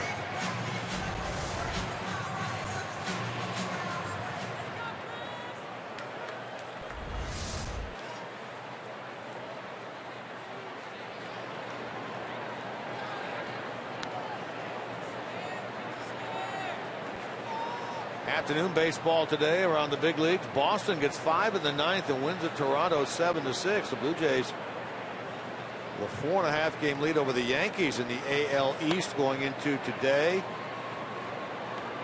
Talked about earlier that doubleheader between the Angels and Minnesota. Huge implications in terms of the American League wild card race. Angels won the opener in 12, 4-3. The nightcap is still scoreless in the 6th inning. Texas, they start the day 2.5 ahead of Houston. They've overtaken the Astros, and they are leading 3-1 in their game tonight at home in the 3rd against Seattle. Houston, meanwhile, is tied 3-3 with Oakland in the 4th. That's a strikeout of Davis for the 2nd out of the inning. The Indians trying to get back above the 500 mark. They are trailing 2-1 in the 5th at home against the White Sox. Kansas City 2-2 at Detroit in the 5th. Cueto, speaking of Kansas City, Johnny threw much better than last night. Well, he went 7 innings of 2-run baseball, so maybe the Cueto panic is beginning to subside a little bit in Kansas City. They were worried for quite a while. He had a string of bad starts together, and hopefully Johnny will be all right. The San Francisco Giants, they took 2 out of 3 from the Reds and were clinging to hope out there, but since the Reds left, they lost last night, are trailing today. In fact, have lost again today, 6-0 to Arizona. Their hopes all but wiped away for postseason play this year. Yankees, they won 5-0 Subway Series against the Mets. Cubs and Cardinals went at it today, 2nd game of that series. Cubs hung on to win 5-4, but how about Cubs pitchers hitting 3 Cardinal batters again today in that game? Well, we talked about it yesterday, how Joe Madden, after the ball game between the Cardinals and the Cubs, did not like the fact that after his pitcher Danny Herron accidentally hit who was it, Matt Holliday. They came back. It was Matt Belisle, former Red, who ended up hitting one of his guys. Santana blast to right. He's a 4 RBI game.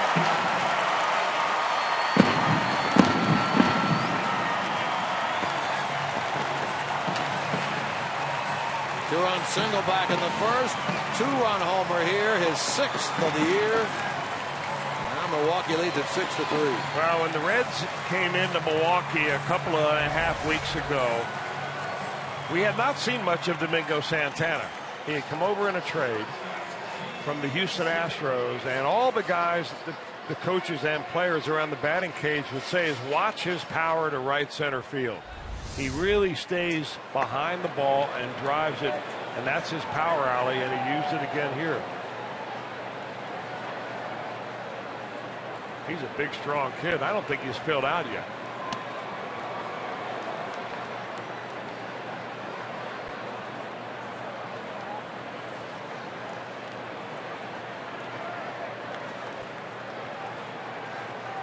That home run, his 6th with Milwaukee and his 8th of the year after getting those 2 earlier in the season with the Astros.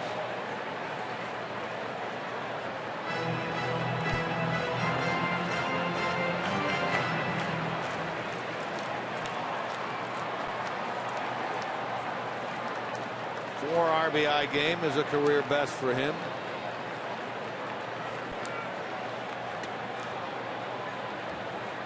So Molson, Groney, and Smith have been touched up for the long ball here in this game.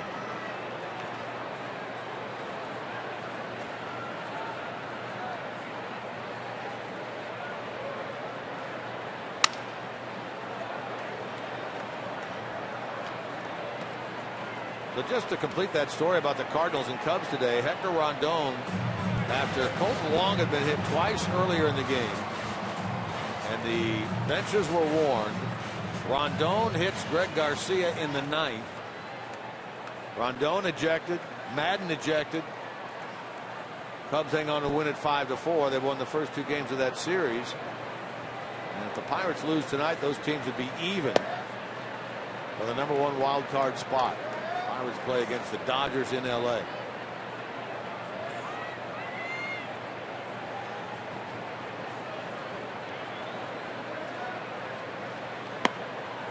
Segura out on strikes. 2 of them in the inning for Cingrani, but a 2-run homer by Domingo Santana has added to the Milwaukee advantage.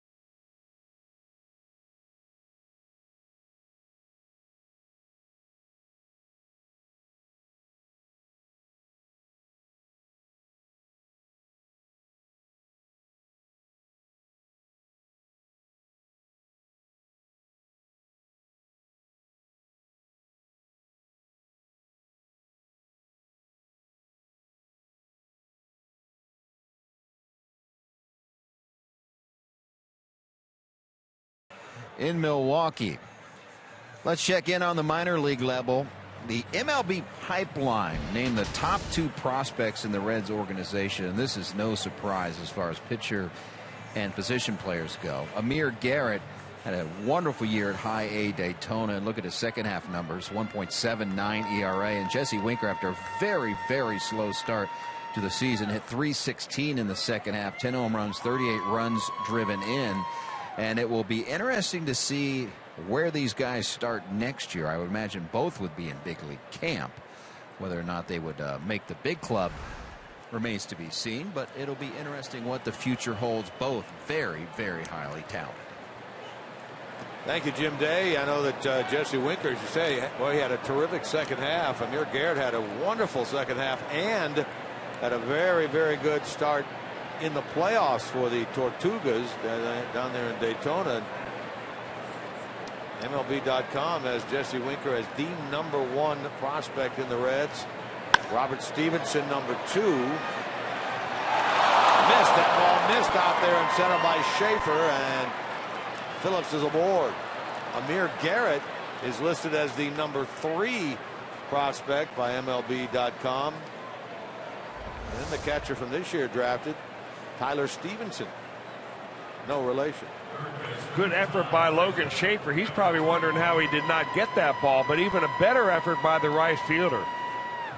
Domingo Santana, the young man that hit the home run, was right there to back up and hold Brandon Phillips to a single. It's exciting to have young players like that. Amir Garrett really is a young man, a 23-year-old that was an A-ball, but he hasn't pitched very much. So in baseball years, he's probably a lot younger than 23. But all of a sudden now, there are left-handers at the top of the minor league food chain that were not there before. And of course, we're talking about 3 of the left-handers the Reds got from Kansas City. All of them quality prospects, 2 at the big league level. They list Cody Reed as the number 9 overall prospect. He's the 3rd of the 3. So it's a great problem that the Reds have. I mean, if you call it a problem, which is a ton of arms, and I mean really good arms. Yeah, we mentioned Robert Stevenson. Nick Travieso is considered the number 6 prospect, former number 1 pick.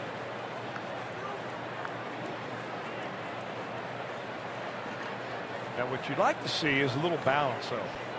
You know, when you started reading down that prospect list, the vast majority of those prospects are pitchers. So the balance part is, you know, to join Jesse Winker and maybe Kyle Waldrop and Blandino. Alex you know, Blandino. where are some other position players that the Reds can begin to start looking towards?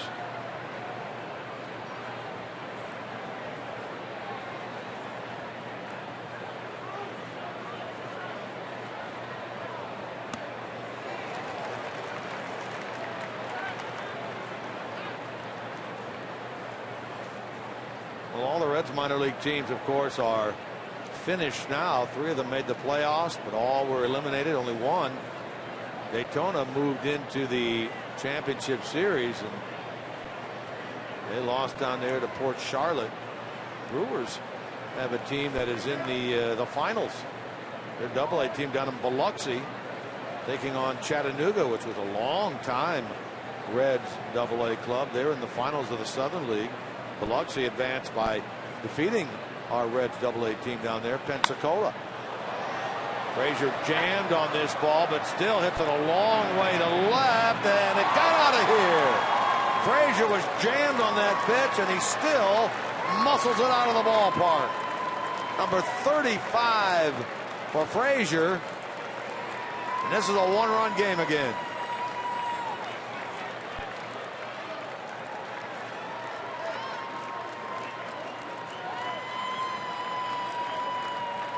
Well, that young man is some kind of strong. You say jammed. I don't know whether it was jammed or unjammed. But he thinks he's got enough. He's not sure it's high enough that both outfielders converge at the spot, but neither can reach it. The second home run given up by Taylor Youngman.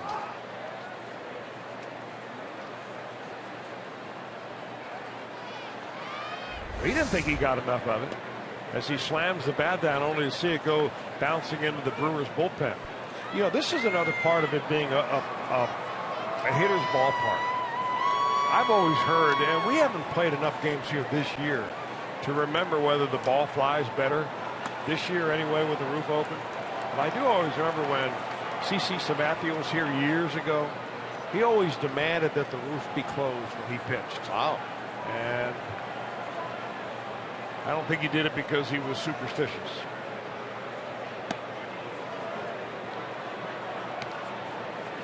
Well, a tight one again now. 1-run game here in the 6th inning. Reds have had a 2-run homer from Votto. Now a 2-run homer from Frasier. Team leading 88 runs batted in. Bruce has struck out and flied out. He catches hold of one, and Reds would be even.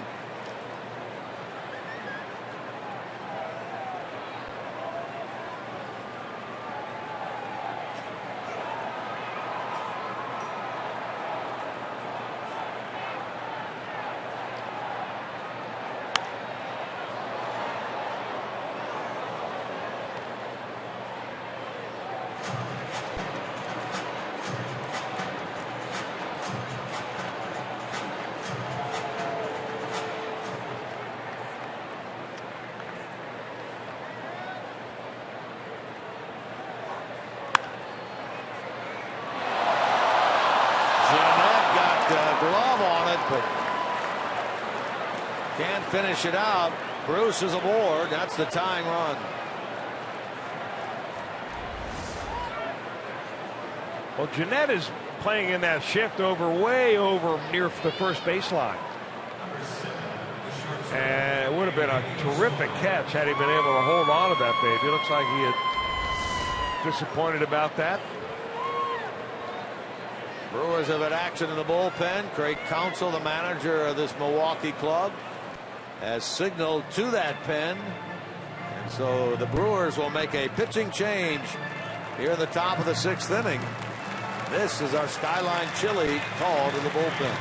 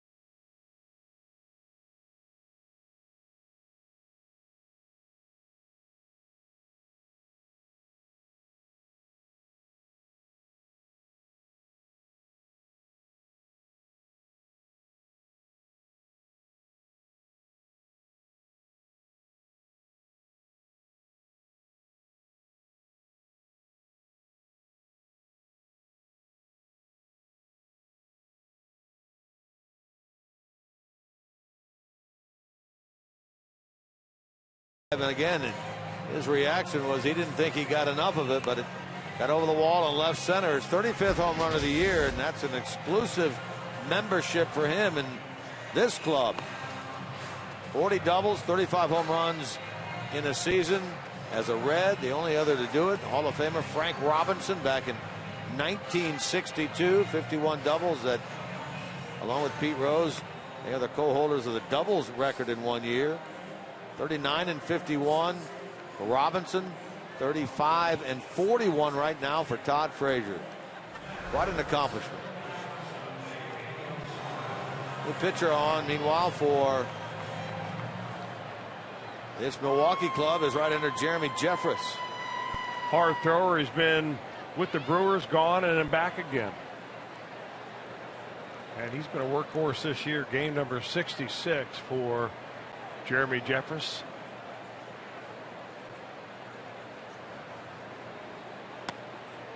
The Brewers had one time they thought that Jeremy Jeffress would be a starter in their rotation for a long time. That did not work out for a variety of reasons, but he's found a nice home out there as a short reliever.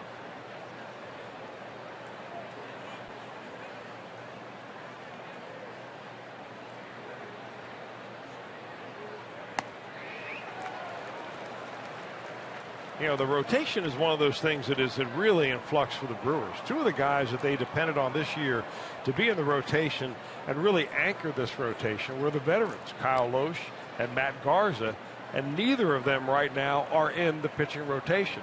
Loesch has been delegated to the bullpen. He will be a free agent at the end of this season.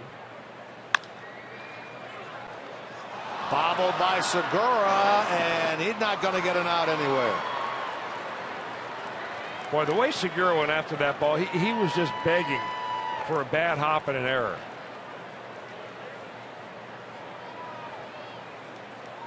And I'm sure that Craig Counsell, who was a fine infielder in his day, is wondering what is going on out there. I mean, you're taught to charge the ball on a ground ball, especially a double play situation, because you want to get to it as soon as you can. But he hesitated a little bit too long, got it on the in-between hop, and the ball played him. So Segura is charged with an error. Bruce, the tying run now out at second. Go-ahead run of the first base in the person of Suarez. Here's Barnhart. So the other guy who was supposed to anchor the rotation other than Kyle Loesch was Matt Garza. They signed Garza to a long-term deal, celebrated it big time during their version of Reds Fest over the wintertime. But he is no longer with the ball club this year, and he will not be between now and the end of the year. He went home. His wife is giving birth to twins, and he is not expected to be back. He had 25 starts this year and owns an earned run average of 5.6. And they owe him big money for 2 more years.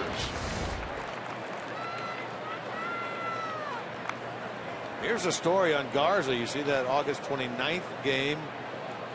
Not a good one. September 5th at Cincinnati. Again, not a good one. Took him out of the rotation. You can see there. They asked him to go to the bullpen. He refused. Oh. And so he has gone home for the year. Rick Council was quoted in the local paper here yesterday as saying, we don't consider it a big deal. He wasn't going to pitch again for us anyway. And he'll get ready for next year. You're right. They signed him to a big money deal. It's really difficult when a ball club in a market like Milwaukee or Cincinnati makes a big signing and it turns upside down and you have a couple of years to go. I mean, if you're the Dodgers or the Yankees or the Red Sox, you know, you can trade the guy away and you can pay 3/4 of his money and say good riddance, we'll move on. But if you're a smaller market club and you're counting on attendance and how many bacon on a stick that you can sell in order to make payroll, a mistake like Garza is one to haunt you for a while. Now Brian Pena comes off the bench. He's going to bat for Tony Cingrani, who goes 1 inning.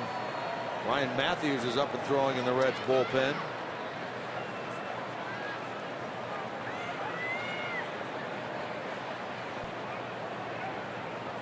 Hit here, and the Reds have the lead back. They led 3-2 in the middle of the third. Trailed 6-3, now trails 6-5. Pena pinch hitting for the 2nd consecutive game. Well, this would really be taking advantage of the opening and opportunity that the Brewers defense have given the Reds. A misplay by Segura on a double play ball. Really, the Brewers ought to be sitting in the dugout, and the Reds ought to be in the field right now. But instead, the go-ahead run is at second base for the Reds if Pena can come through. Grounded out as a pinch hitter last night, marking his first appearance since the 9th. He's going to get the tying run home on this ground out. Bruce touches the plate. The Reds have produced 3 and now have tied this game 6-6 for Pena's 18th run batted in. The go-ahead run, Suarez moves over to third.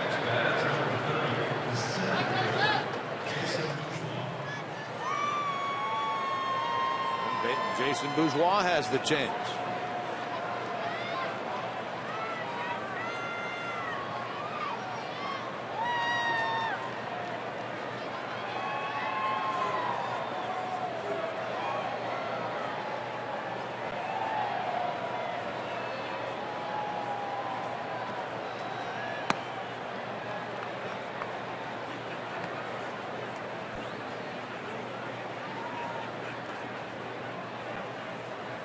Bourgeois in this game 0 for 3. He produced a run on a ground out back in the third.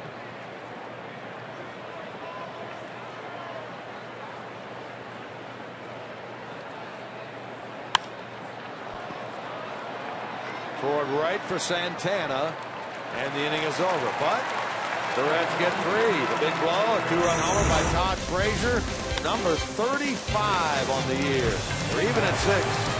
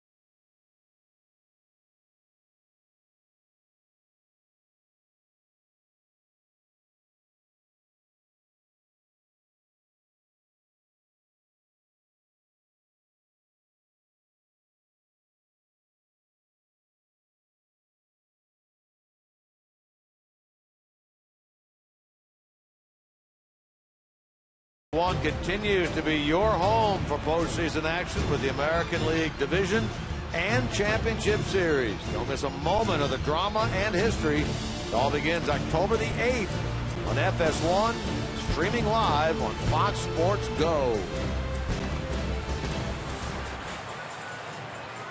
Neither of these two teams will be involved in postseason play this year, but they hope for a quick turnaround and back in contention in 2016. New pitcher on, Ryan Matthews. Cingrani, 1 inning, 2 runs, 2 hits.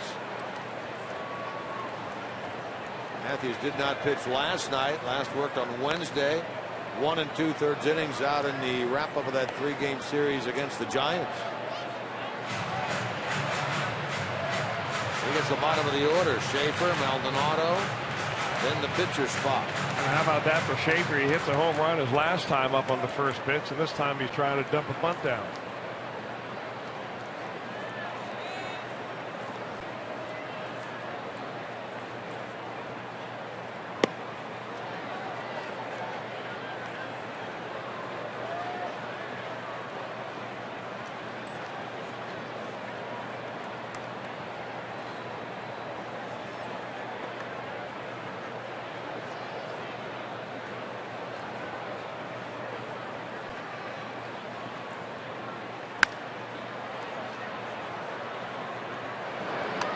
Good start in the 6th inning for Matthews as he gets the ground out by Schaefer. Don't you just love the way that Brandon Phillips gets down on a slow ball like that?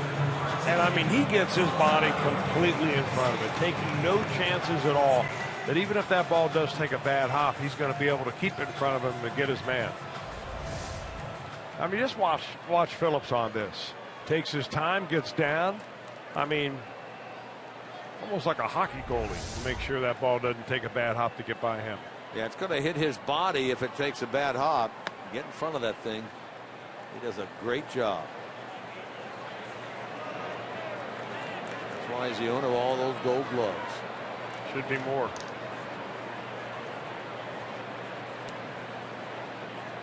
Here's Martin Maldonado.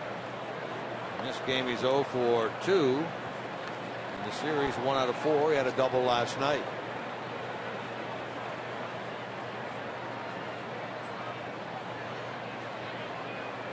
Manny Parra up and throwing in the Cincinnati bullpen.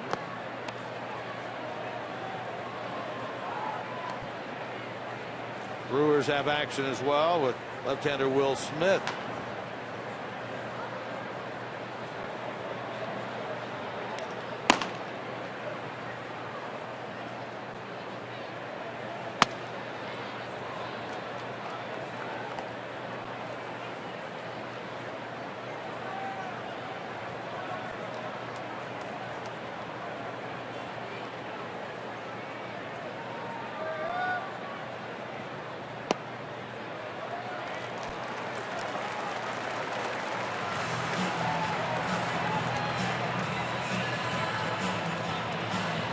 Don't miss Fan Appreciation Day at the ballpark. It's Sunday, September the 27th.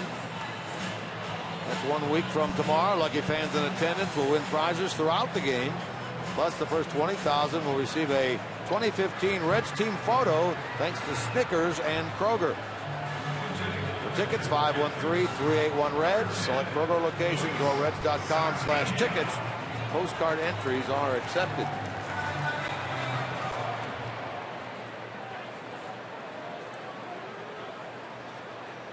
Luis Sardinas will pinch it now for Jeremy Jeffress. Goes 1 inning, does not allow a run. Came on in relief of Youngman.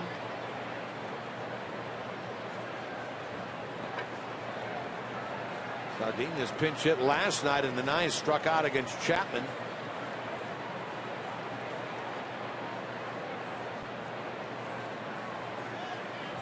Hitting .200. 3 RBIs. Switch hitter.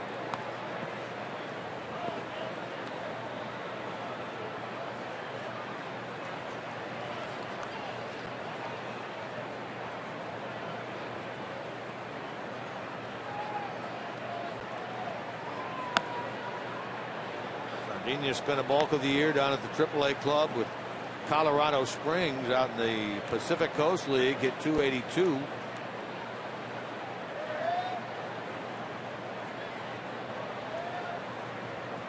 Off-season acquisition from the Texas Rangers. Delayed steal, guns it down. Safe the call by DJ Rayburn. Well, while he's saying safe, Eugenio Suarez is pointing into the Reds dugout, and maybe not because he thinks that they should look at the call at second base, but because he got something in his eyes. I don't know whether he got some dirt or something happened right there where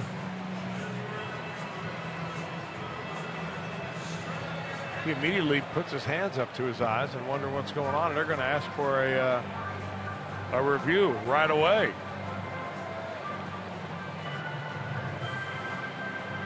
Well, that's not a conclusive view, but maybe we can find one. Paul Lassard, the head trainer of the Reds, out attending to Suarez. Reds have asked for this to be reviewed. They've challenged this. Call safe out at second base. Nothing that we have seen thus far. Now they're going to ring him up. Joe West, the crew chief, comes right off with the headphones, and the Reds made the call right there, and a good one. Rob Coughlin down in the Reds video room in the clubhouse took a look at this and said, challenge it. And they got him, definitely. That's a good call by the replay crew in New York, and 2 down for the Reds. Rob Coughlin continues to do great work in identifying these replays and getting the information out quickly to the bench. So that goes down as a 2-6 caught stealing. Maldonado. Quite an impressive chest protector that Tucker's wearing tonight. You notice that? Has some sort of a design on it. It's like red camo. Yeah. Pretty good look. Last night we saw Martin Maldonado wearing that bright yellow chest protection. Yeah, I'm not sure, except maybe on Mars, where red camo would really be camo. Maybe in Sedona.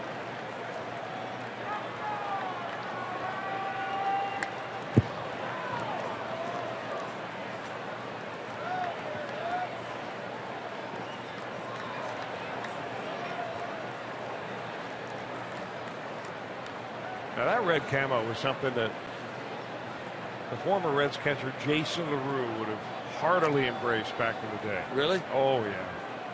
Big time hunter from Texas. Love that kind of stuff. Strike out of the pinch hitter. 3 batters and out thanks to the caught stealing, and we are through 6.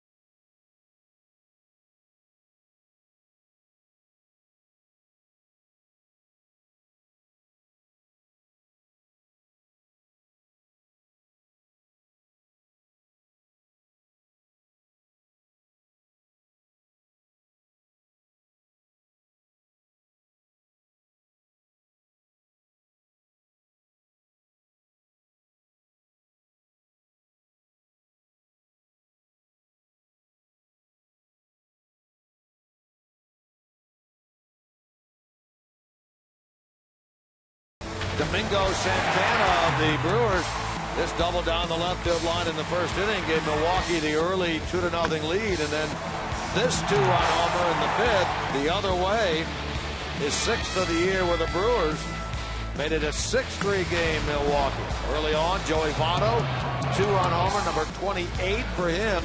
That made it 3-2 Reds in the third, and then Todd Frasier joins the two-person club of he and Frank Robinson with 40 doubles and 35 home runs in a season, with that 2-run shot part of a 3-run 6th inning. And so here we are through 6, tied at 6. That's our Honda game summary.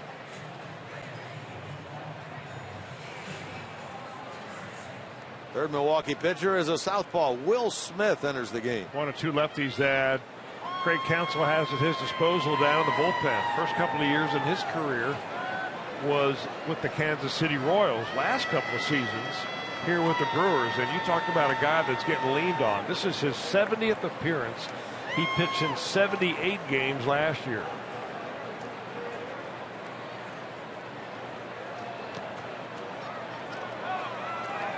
I mean, that's coming to the ballpark expecting to pitch just about every other night.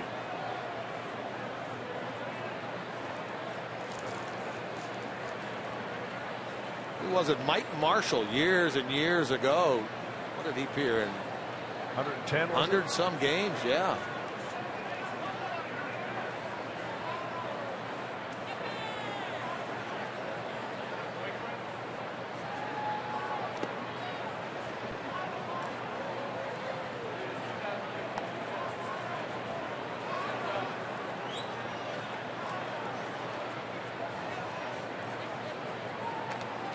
Yeah, the all-time record, Mike Marshall at 31 years old appeared in 106 games in 1974. And pitched 200 innings out of the bullpen. Now that was with the Dodgers, and he had to deal with the Dodgers, I think, back then. And I want to say that in 1974 was probably Tommy Lasorda. I don't know if Walter Olson was still there. I think it was Lasorda. But he had a deal that he would not warm up unless he was coming into a game. And that's the other thing that pitching coaches and managers track a lot, is not only how many appearances that you have, but how many times do we get you up and get you ready to come into a game but not bring you in, because that also can affect your effectiveness if you have too many of those. I mean, when you think about that, that's an incredible statistic that he appeared in 106 games out of the bullpen and threw 208 innings that year. Won 15 games.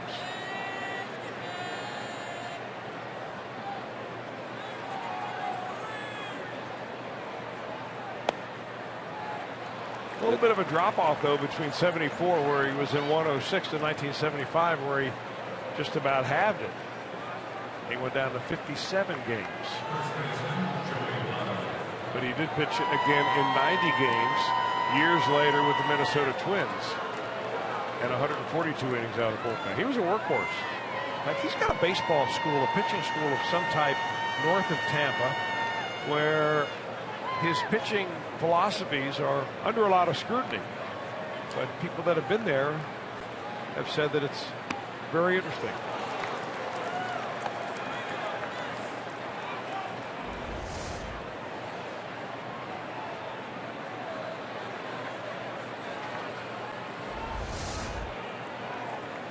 Well, he hit one over the fence his second time up. With that swing, it looked like he wanted to hit it out of the stadium. He could do it tonight with the roof open.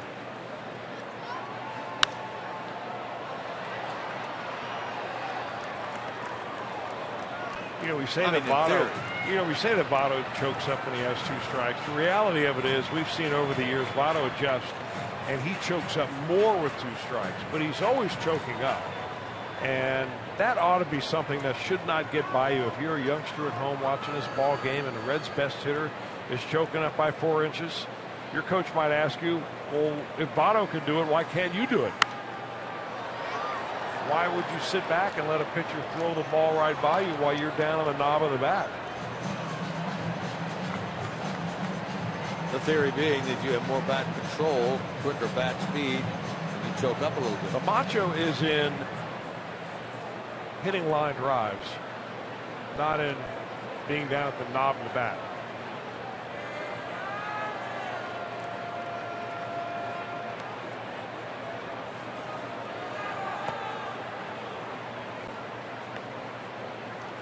On the graphic, Joey's never had a hit against Will Smith, 0 for 5.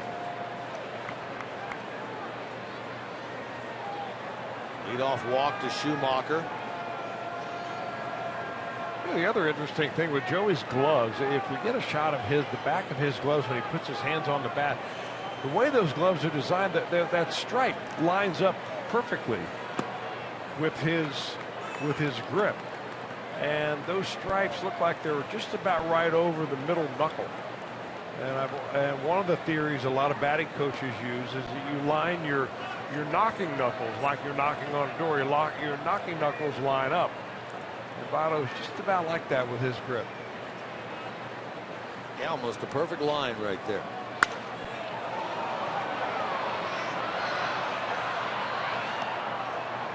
Take another look at it and show you exactly what we're talking about right here. Is that your knocking knuckles are right here, and he's got him in line. Now that's not to say that you can't hold a bat a different way, but if you're going to start emulating hitting, Joey Votto wouldn't be a bad place to start.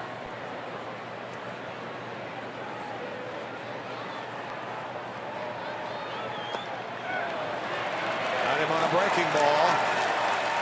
First out here in the 7th.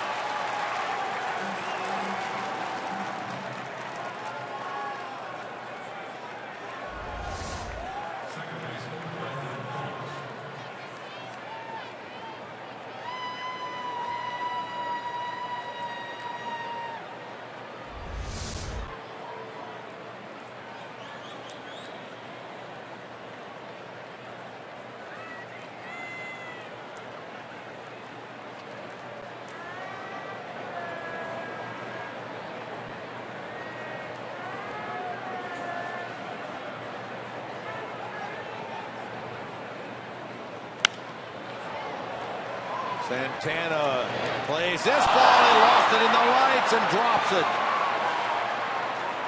Second error of the night by Milwaukee. The Reds have the go-ahead run in scoring position. I don't think they're going to give him an error on that. I don't think you can give a fielder an error if he loses the ball in the lights or loses the ball in the sun. He's battling it right there, and he nearly makes the catch anyway. That oftentimes goes as a base hit. Pitchers always wonder why.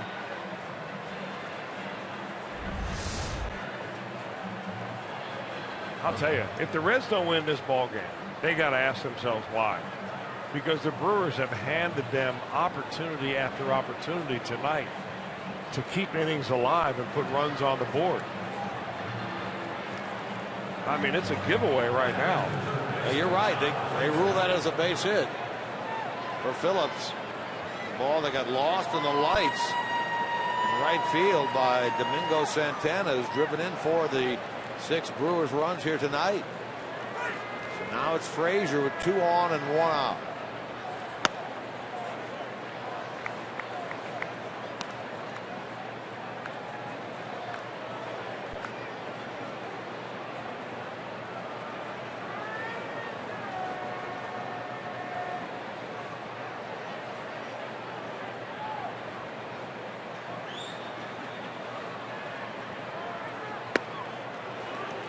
We were talking, it just goes to show you that home run hitters have different approaches.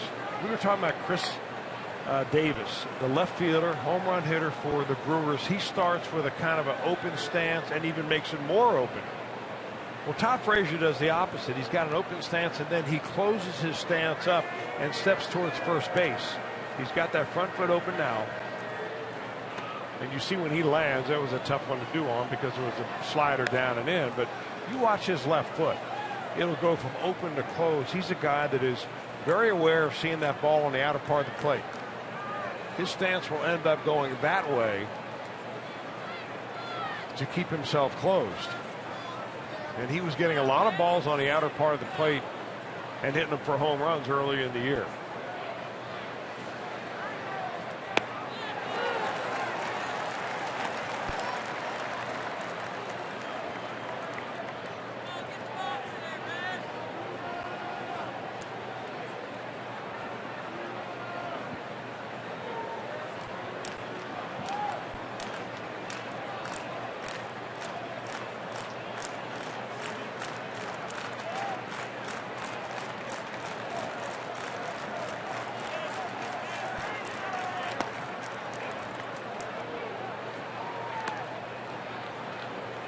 Votto going to look now at a 3-2 pitch. Schumacher at second, Phillips at first, Bruce on deck. A 6-6 game here in Milwaukee.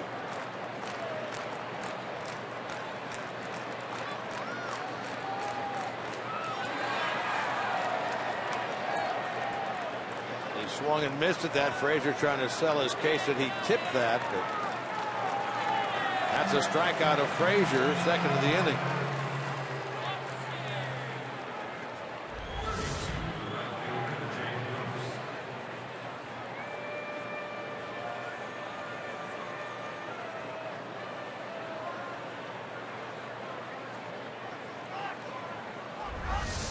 I don't know if Frasier thought he tipped that ball or what. Rob Drake not buying any of it. No, he was not. Now it's a lefty-lefty matchup. Bruce against Will Smith. It looked like the ball actually hit Frasier on the bounce. I don't know whether it hit the catcher first and then Frasier, but it looked like it hit him on the bounce. Of course, if you swing at a pitch and it hits you, it's still a strike.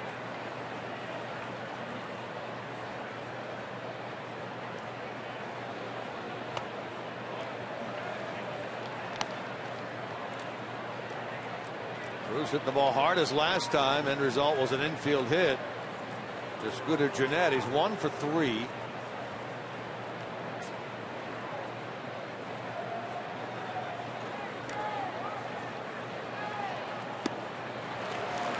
swings at the breaking ball. It was the breaking ball that Smith used to get Votto and Frasier, and uses it to get ahead here of Bruce.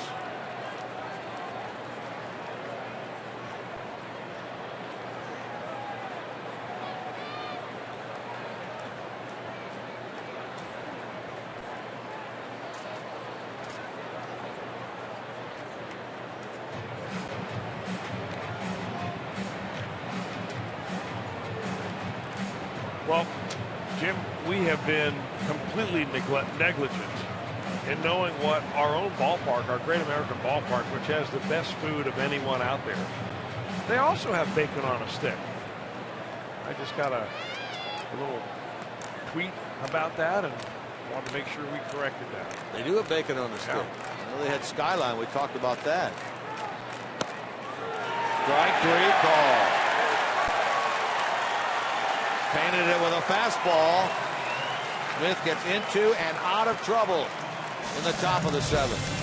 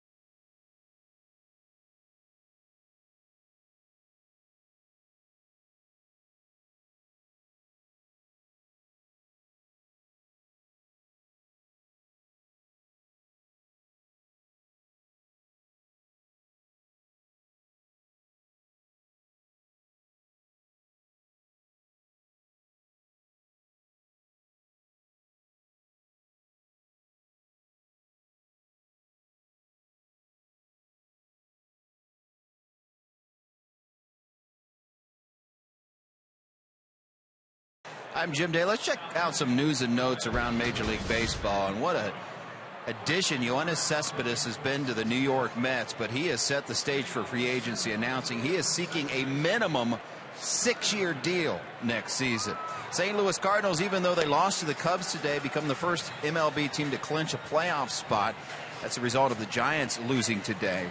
And Chris Bryant, against those Cardinals, continued what has been an outstanding rookie season. 25th home run of the season, and that ties a club record for the most home runs by a rookie, and in pretty good company.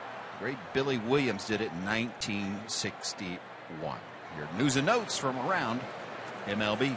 How you feel about this, Jim Kelch? But that would really bother me if I'm a member of the New York Mets. I mean, they're going to the playoffs for the first time in a long time.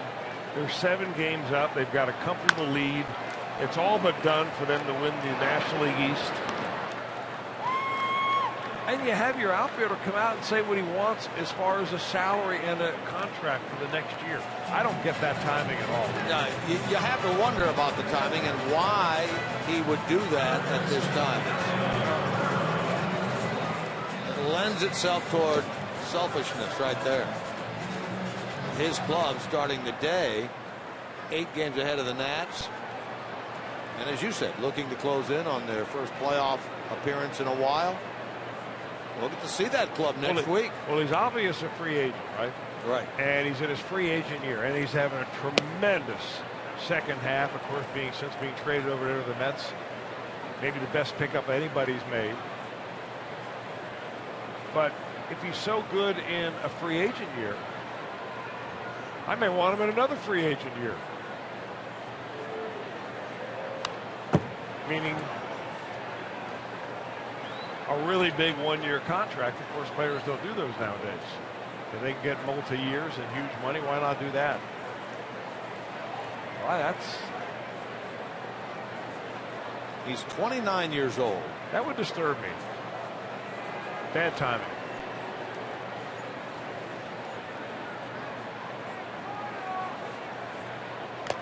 With Detroit, he hit 18 home runs in 102 games.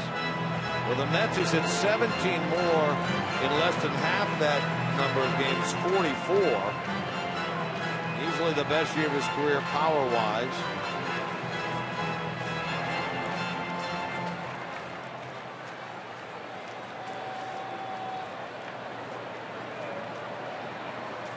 But we'll just see if owners are willing to go 6 years.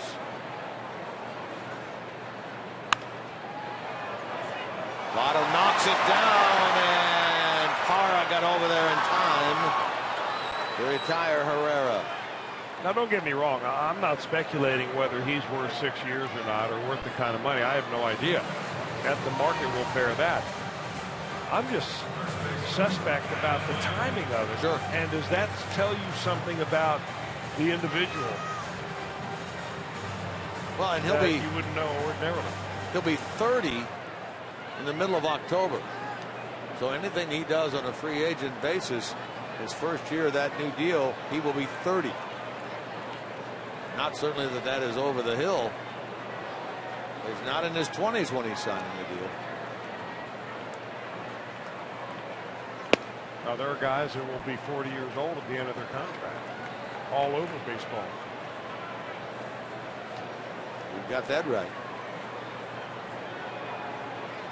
Manny Parra trying to do what Josh Smith did in the second.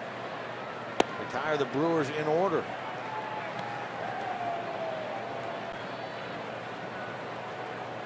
Couple of ground outs, one by Jeanette, one by Herrera. End is 1 for 2 with a walk.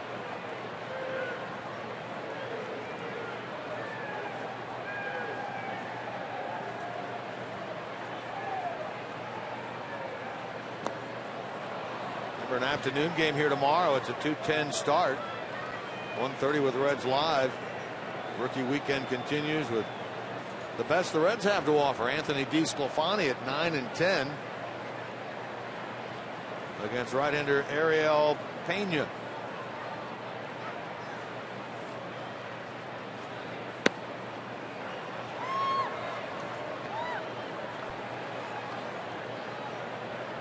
Pena was part of that deal that brought Gene Segura and Johnny Helwig over here for Zach Greinke right at the end of the 2012 season 3 years ago.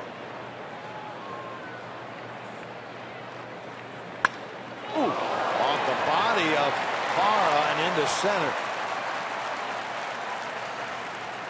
Lindon for the third time. That's a go-ahead run on. Where this hit Manning.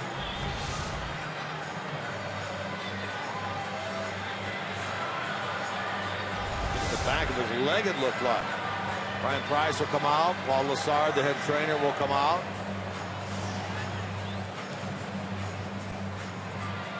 And he certainly did not react as if anything out of the ordinary happened.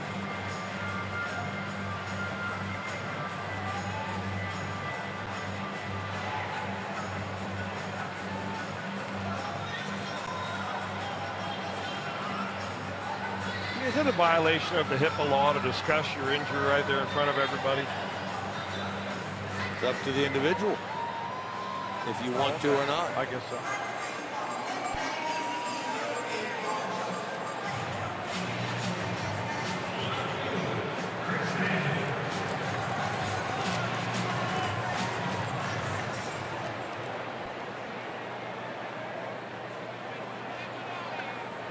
Now it's Chris Davis. He drove in a run back in the third to tie the game at 3. 1 for 2 tonight. He had a home run last night. Couldn't pull the trigger on that one for strike 1.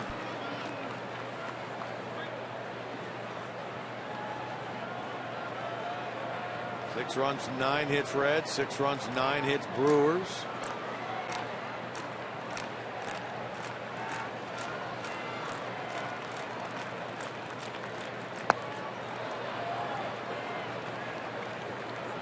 Now ahead 0-2. Reds in the 8th will have Suarez, Barnhart in the pitcher spot.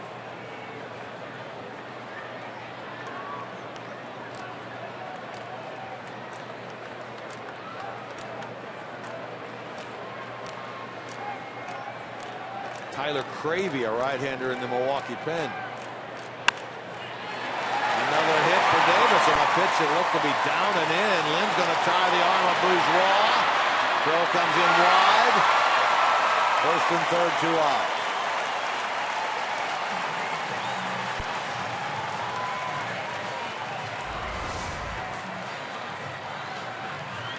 Now that's a pitch that he picks right off his shoe tops right there. You can't do much about that if you're Manny Parra. But Adam Lynn, you know, he obviously listens to the scouting reports. And he's not exactly a burner out there, but he knows that the Reds outfield right now, except for Jay Bruce, don't have a collection of terrific defensive arms. And that will be all for Parra after just a couple outs. Brooke Badenhop has been throwing in the bullpen, and the Hopper will enter the game here in the bottom of the 7th.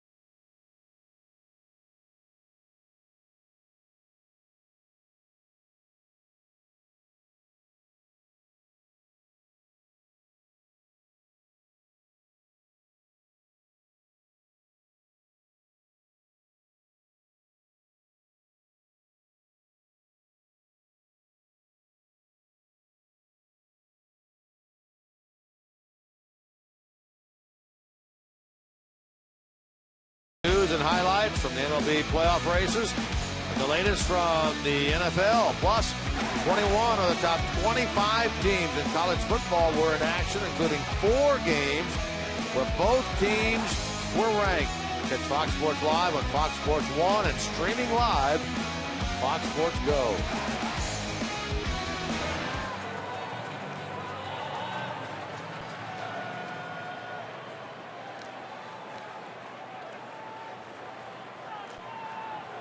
Burke Badenhop is coming into the ball game with 2 outs and a couple on for Manny Parra. Badenhop appeared in the first and last game out in San Francisco. Appears for the first time in this series, and he gives up a base hit into right. And the Brewers have regained the lead at 7-6. Well, taking that extra base by Lind on the base hit into left center by Davis pays off for the Brewers right here. Well, Chris Davis came around second base at first like he was going to try to make it to third. He took 2 steps off the bag. And then he pulled up lame and he hobbled back to second base. I don't know whether he pulled a leg muscle or what, but he really stays behind the ball. I mean, we talked about his power to right center field. He finds a hole on the right side on a pitch up in the zone from Badenhop, and a ground ball finds the hole, and the Brewers find the lead. About a 5 RBI game for Santana here tonight. The 11 RBIs of the year with this team coming in.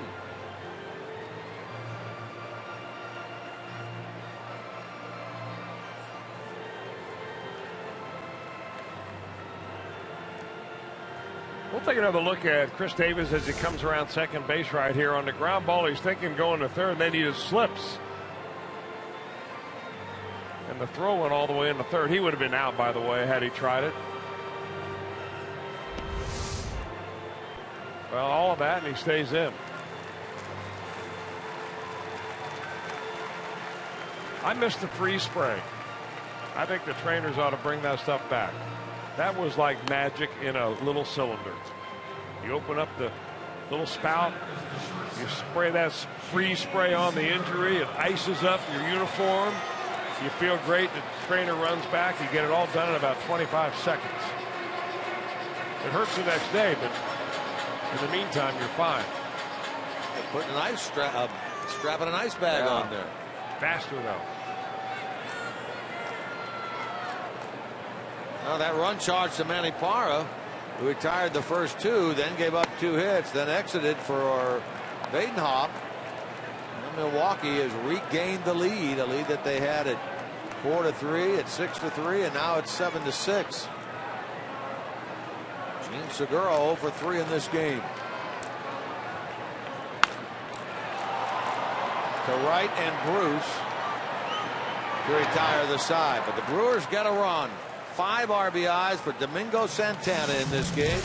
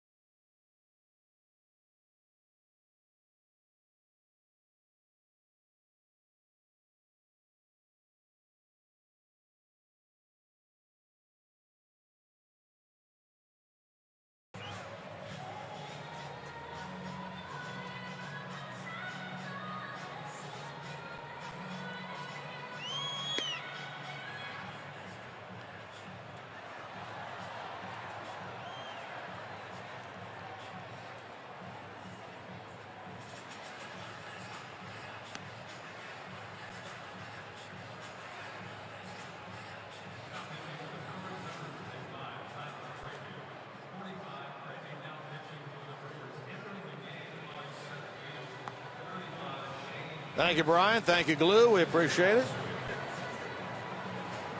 New pitcher on is Tyler Cravey. Meanwhile, new left fielder for the Brewers. Also into this game is Shane Peterson. He's out in left field. Domingo Santana, what a big game he has had now. Single, a double, a homer, and 5 runs batted in. Now, Tyler Cravey will be the 9th pitcher in this ball game. The Reds have used 5. He is the 4th for Craig Counsell and the Brewers. They lead by 1.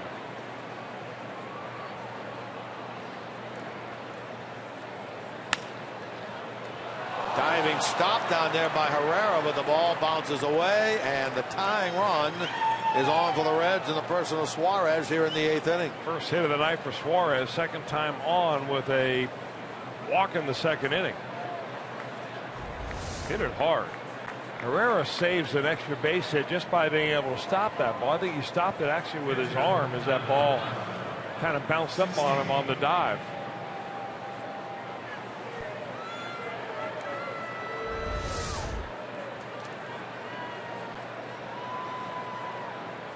Now it's Tucker Barnhart. Both teams now are in double figures in hits. Reds get their 10th, 11th for the Brewers.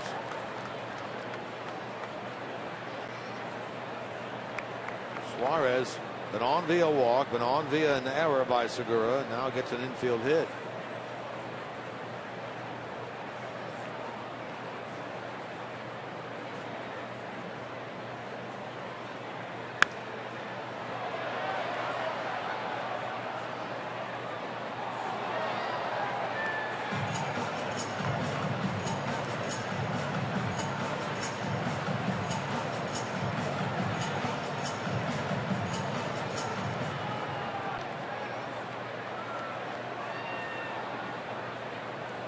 Tucker's 0 for 2 tonight, 0 for 3 in the series. Walked 3 times in the game here last night.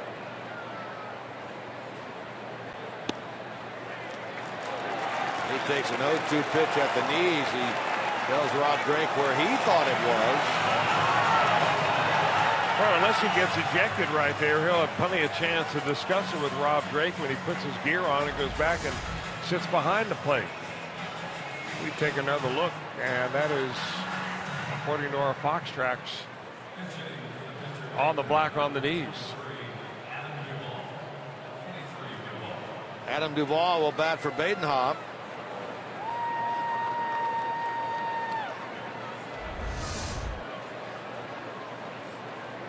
He could give the Reds the lead.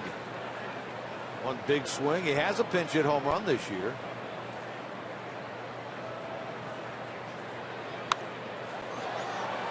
Duvall started at first base last night when Votto was serving his suspension at an RBI double.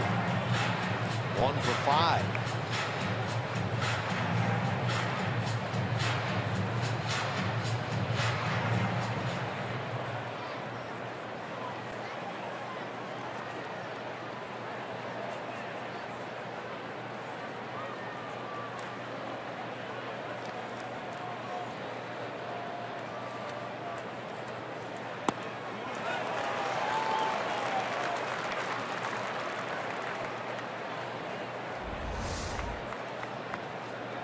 Now Duvall's got the power, and he takes the hack.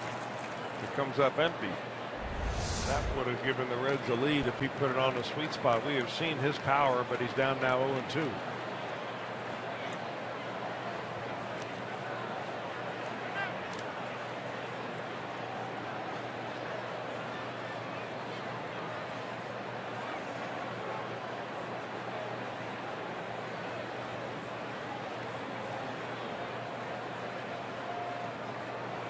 Gravy used as a starter this year in the minor leagues and used both ways, starter and relieving here in the big leagues.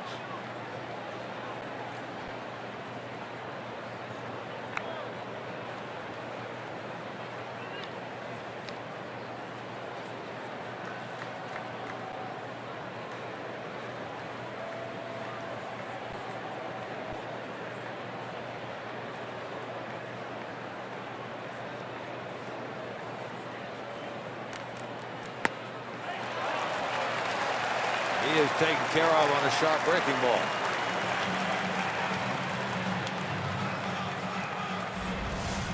Yeah, the radar gun here had it registered at 94. I think it was one of those fastballs that had a little cut to it at the very end. They're pitching Duvall away, especially with 2 strikes. That's something he's going to have to figure out. 2 out now. The batter is Bourgeois, who's wearing the collar in this game. 0 for 4. 1 for 9 in the series. That was that home run he hit in the 7th inning last night. Gravy gets ahead.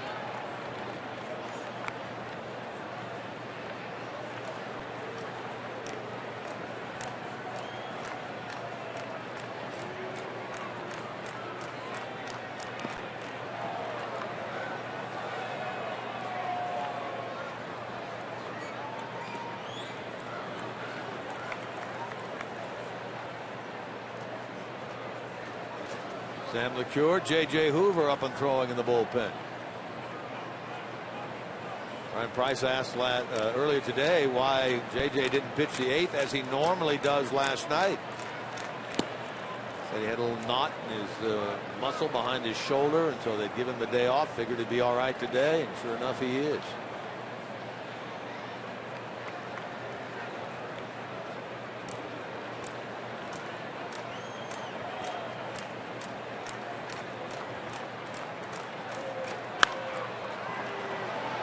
Santana long run. Jeanette long run. Jeanette can't get it. Hustling over to third for the Reds is Suarez. Tying run now 90 feet away. First and third with 2 out. First time Bourgeois has been on in this game. Now the Reds are staying alive somehow. This ball hangs up for a long time, and Scooter Jeanette has good speed, and he thinks he almost gets there, but he can't do it. So meanwhile, Suarez goes all the way to third base on that.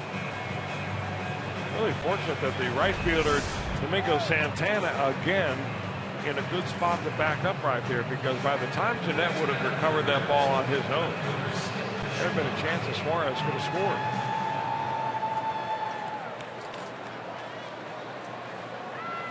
All right, here's Schumacher. As a hit, and he's run a walk in this game. He's 1 for 3.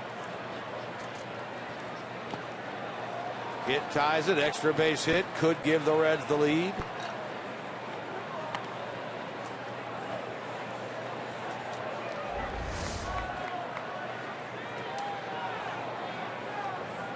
Schumacher helped the Brewers out inadvertently right there. The ball hit his bottom.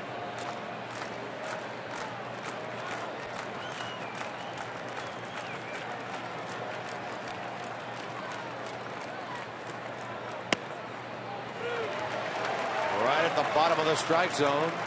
Same pitch that was called a strike to Tucker Barnhart, called a strike here to Schumacher.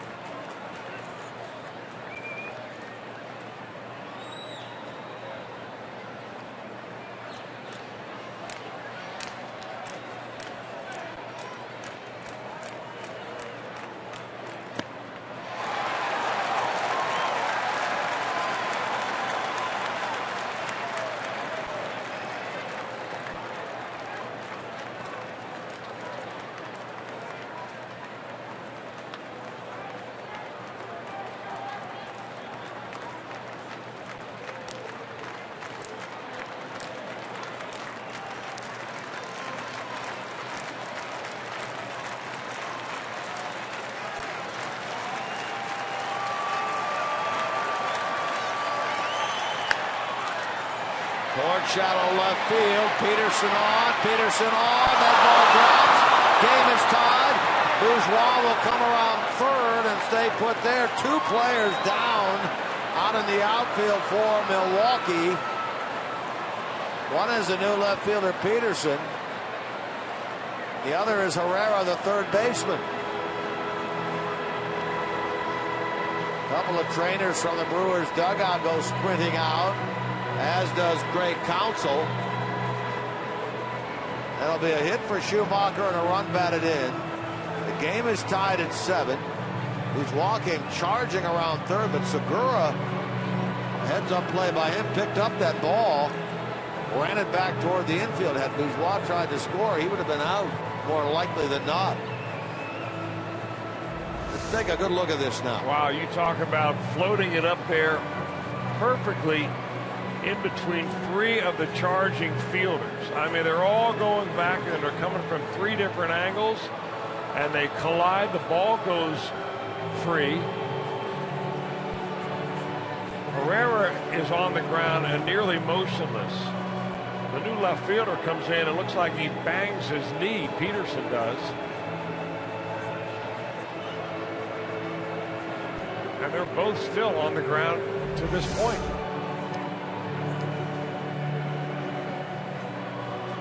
Yeah, they're looking at the right knee of Peterson, and you're right. It looked like he did bang it into Herrera.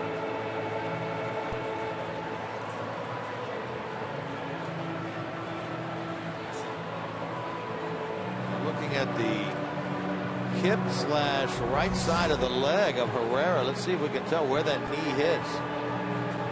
Boy, yeah, it went right into the side, looked like of his leg, just below the hip. 2 Brewers down. There you saw Segura pick up the ball, ready to fire, but had nobody to throw it to. Bourgeois slid around third to slow himself down.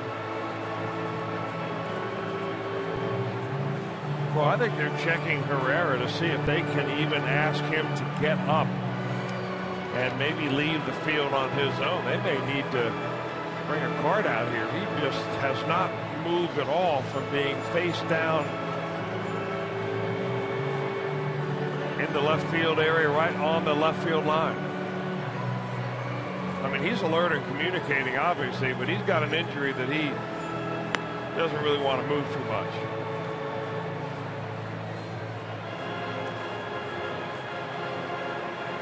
They'll roll him over here. Boy, that's too bad.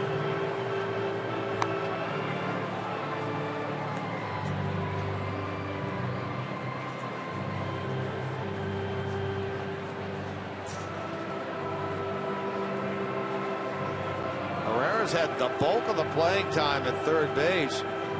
Once the Brewers traded away Aramis Ramirez to the Pirates.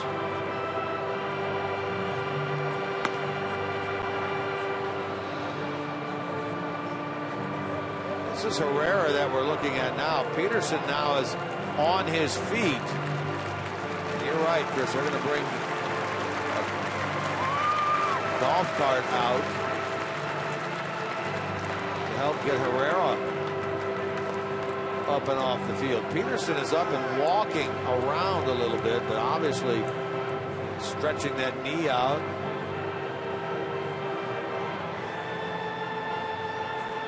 He looks all right. That's good to know.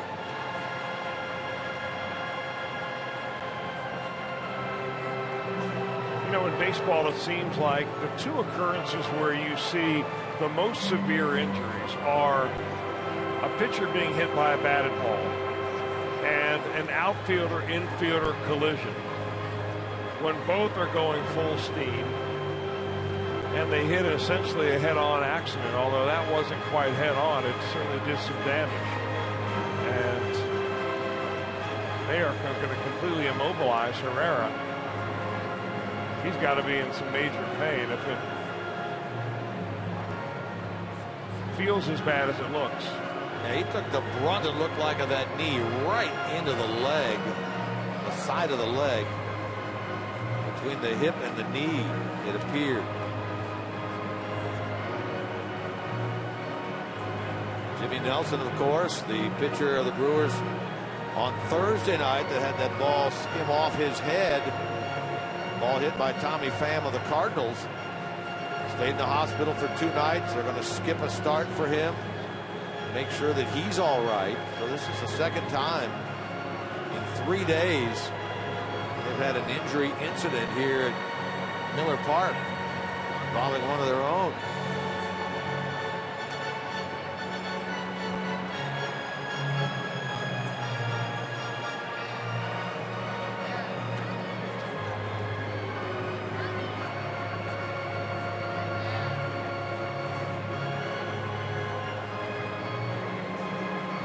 We just hope for the best results here for the third baseman of the Brewers, Elian Herrera.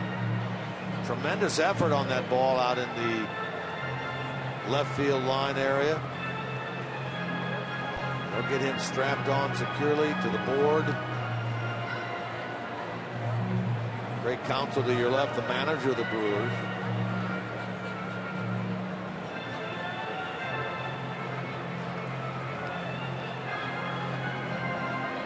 Right-hander Tyler Cravey, meanwhile, standing around out near the mound. Been throwing a little bit, not throwing right now. Everybody concerned about the well-being of Herrera. There's Cravey.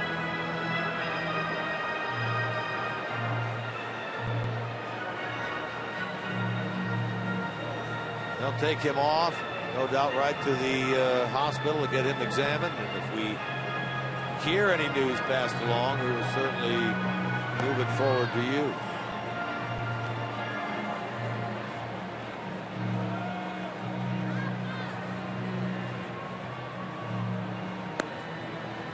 Bourgeois there at third base now represents the go-ahead run for the Reds. From an official scoring standpoint, it was ruled an RBI double for Schumacher.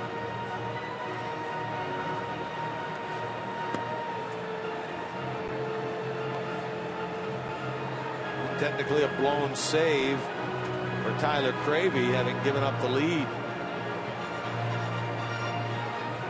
He gave up the hit to Suarez on the ball to third. Strikeouts of Barnhart looking and Duvall swinging. Bourgeois' ball down the right field line on a flare.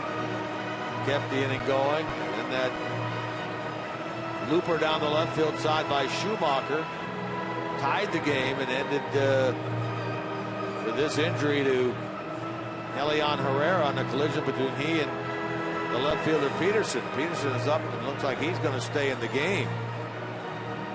Not so fortunate Elian Herrera.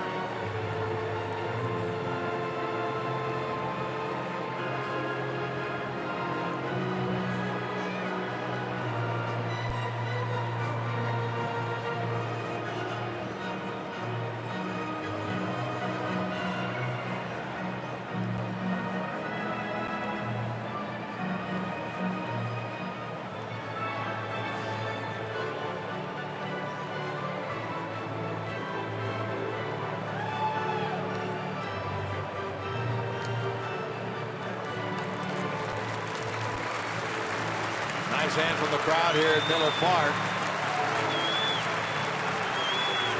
And again, our thoughts are with Herrera and hope that everything is all right for him.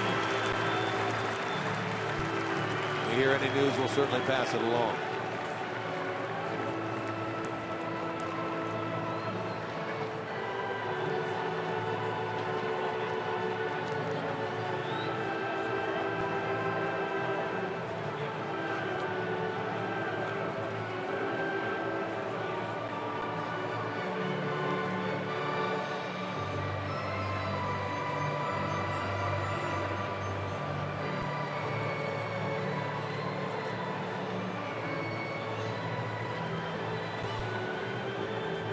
Perez has come off the bench. He'll take over at third base for Herrera. Great counsel doing the mandatory paperwork with Rob Drake, the home plate umpire. They're going to put Rogers out in left field because the left fielder was injured on the play as well. Peterson, right.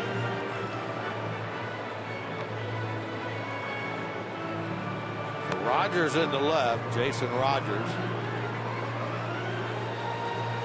And on Perez is the new third baseman. Cravey gets some time to throw. Get himself ready.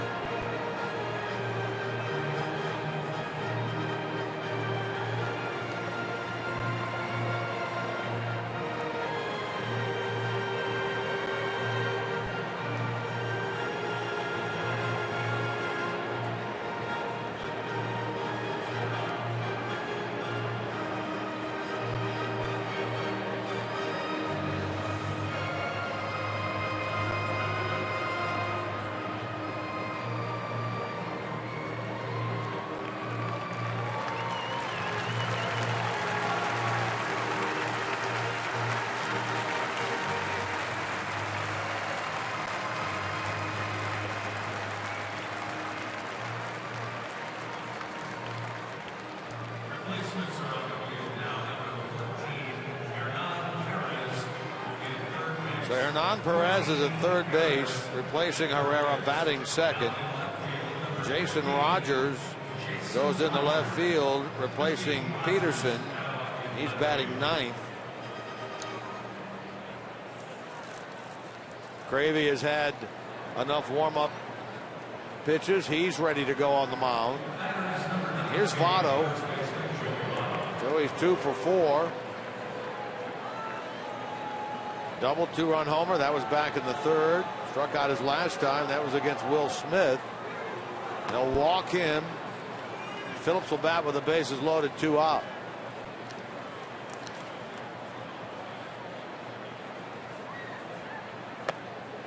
Situation the other night in San Francisco in the 9th inning with the Reds down a pair at 5-3. Votto was walked intentionally to load the bases. Phillips came up and grounded into a force play to end the night. They'll have an opportunity here with the bases loaded, 2 out in the 8th, in a 7-7 game. Put the Reds back on top.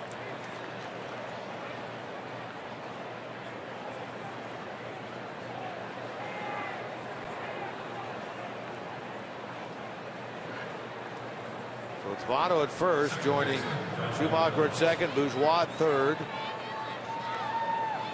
2 out, a run home.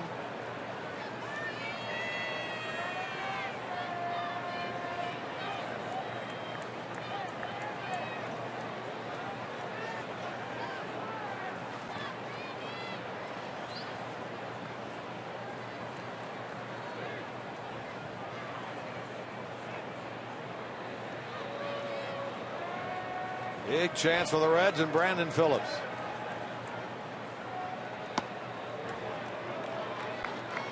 Phillips this year 4 for 10 with the bases loaded. 304 with runners in scoring position.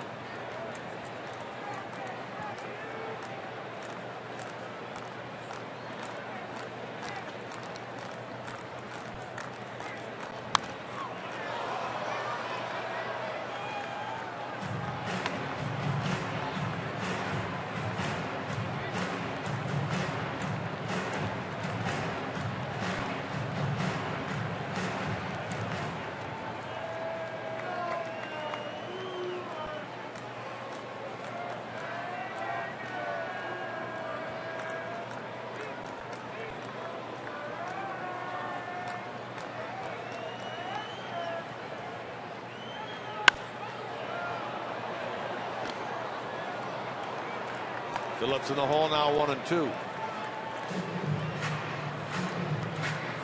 The approach that Brandon takes nowadays seems to be more of a 2-strike approach earlier in the at-bat. He used to be always a very tough out, even with 2 strikes, but he'd really shorten everything down. He'd spread his legs a little bit, shorten his approach, shorten his swing. Now he seems to do that earlier in the at-bat, and it's made a much more effective hitter. But he is down 1-2. One of the things it does, I think, and you almost have to study slow-mo tape to figure it out, and the players and the coaches do it all the time. But when you spread your legs a little bit more like that, it has a tendency to keep your head still and make your chance of contact with 2 strikes a little bit better.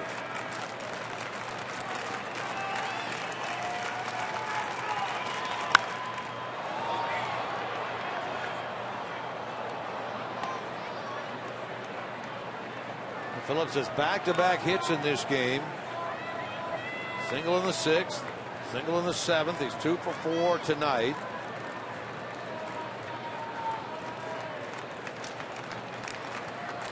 Sitting at 63 runs batted in. Looking for the big blow here in the 8th.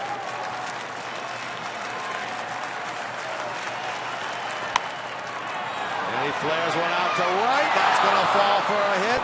Bourgeois will score. Schumacher will score. And it happens for Brandon Phillips here in the 8th inning on this Saturday night.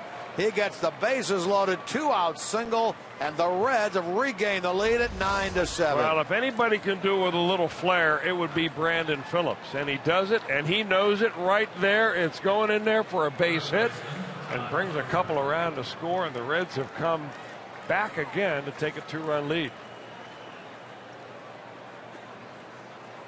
Votto ends up at second base. The batter is Frasier.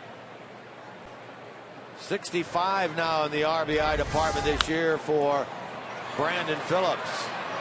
Jeanette going to handle this pop up by Frasier. That ends the inning. But Brandon Phillips gets a 2-out single with the bases loaded. 3-run inning. 9-7 Reds.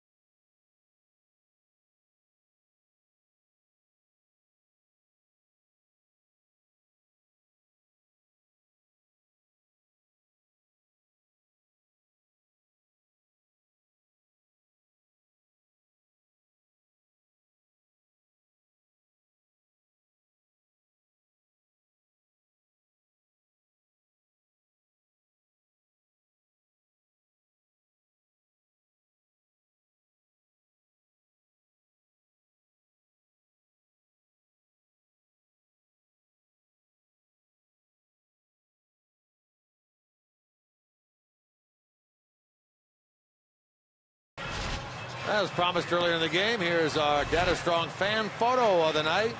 We always remind you to tweet your strongest fan photo. The hashtag Ohio Data Strong Fan for a chance to be featured in an upcoming game. Brought to you by T-Mobile. Here's Martin enjoying himself at the ballpark. Tonight's Data Strong Fan of the Game. Clutch hit for Brandon Phillips, his 3rd hit of the night. Again, giving him now 65 RBIs on the year. More importantly, giving the Reds, who last led at 3-2, a 9-7 lead into the bottom of the 8th for J.J. Hoover.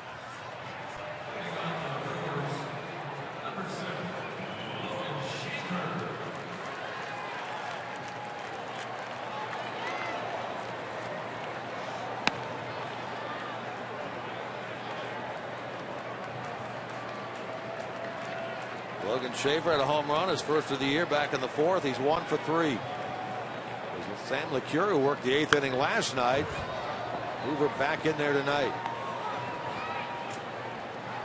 Bourgeois now in left field. Ryan Lamar is in center field. Schumacher out of the game.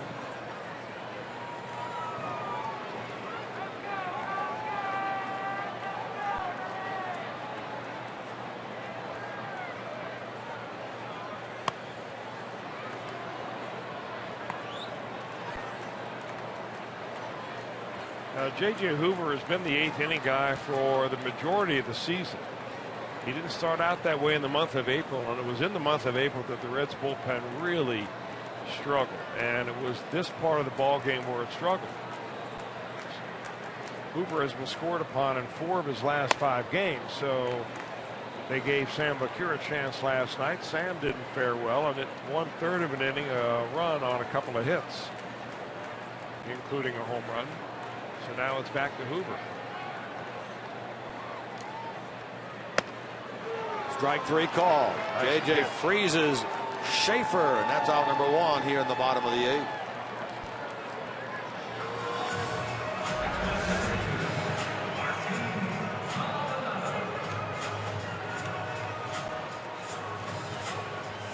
Now Schaefer thinks it's outside. The box track shows it to be perhaps outside, but the pitchers union would say close enough to hack out. of which you are a proud card-carrying member. It's the only union that'll take me. All you need, buddy, is one. Martin Maldonado is 0 for 2. Walked his last time, then was caught stealing. Once the Reds challenged the safe call out at second by DJ Rayburn. It was a rather quick review, and it was overturned, and a caught stealing on Maldonado back in the 6th. Jason Rogers, who took over for Shane Peterson out in left field, waits on deck.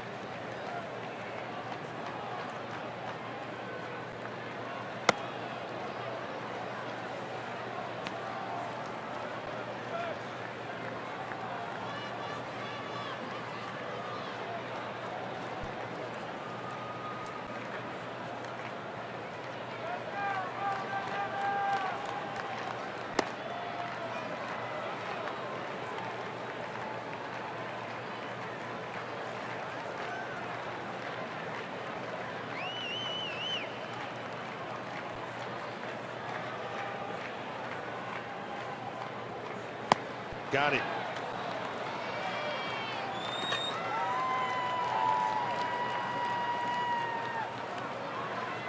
Back-to-back strikeouts now for J.J. Hoover.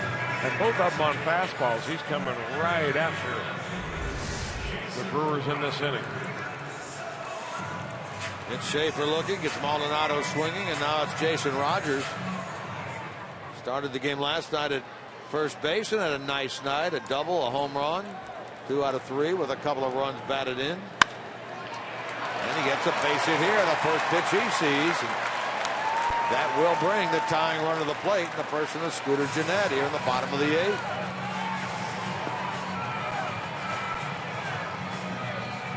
That guy is an interesting hitter.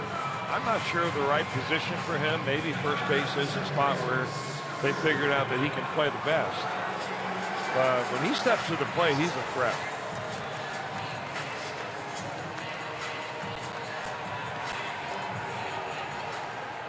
Here's Gennett.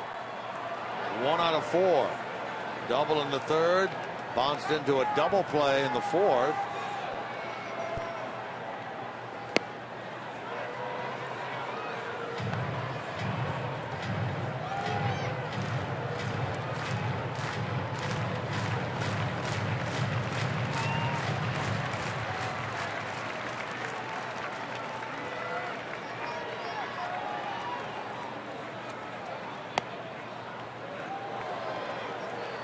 Bunt on that and took a strike, so now Hoover had 2 strikes and nothing.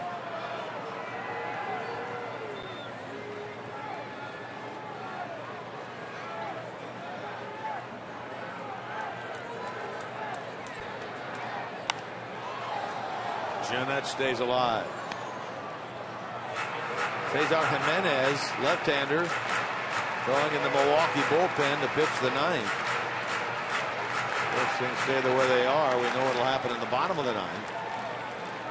Francisco Rodriguez, just in case, the closer of the Brewers, also heating up.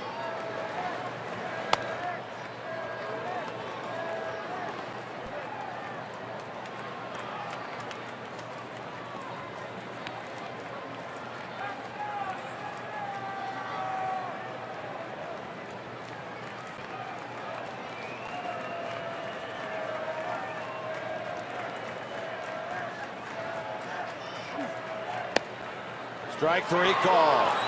JJ. Hoover keeping that ball down. He rings up both Schaefer and Gennett. Sends this game to the 9th. Is back.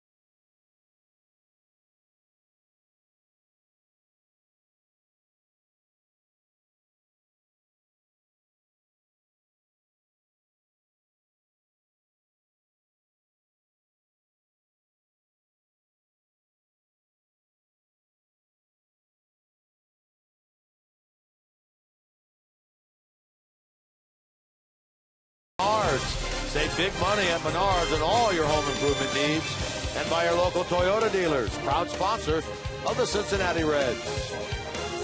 How about a strong bottom of the 8th inning for J.J. Hoover. Gets Schaefer looking on the outside corner. Maldonado swinging. And he rings up Scooter Gennett after the base hit by Rogers. But an end to the Brewers' 8th. Well, you just wonder, maybe that was a wake-up call for J.J. Hoover last night when Brian Pena went to the bullpen and late in the ball game, and normally J.J.'s Hoover's spot, and he put in Sam LeCure, and J.J. back on the bump tonight and can't do a whole lot better than that. That's the way they want him to throw the ball, and that's the way he is capable of throwing the baseball. Cesar Jimenez, the other left-hander in the Brewer bullpen, is in the ball game. We've seen Will Smith. Now we see Cesar Jimenez. Jay Bruce leads it off. Bruce, the only Red that did not bat in that 3-run, 8-batter 8th inning. Reds have had 3 3-run innings tonight, in the 3rd and the 6th, and again in the 8th. Had to take the first 2 games of this series. Won last night 5-3. Lead tonight 9-7. Chapman is up and throwing in the bullpen.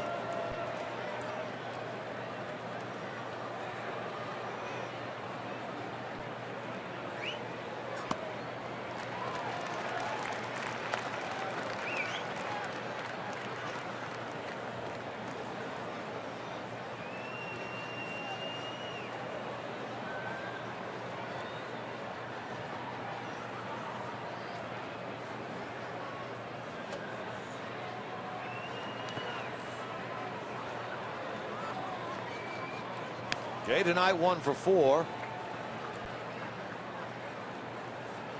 Career home run number 204 last night, giving him a toehold on 8th place all time in Reds history.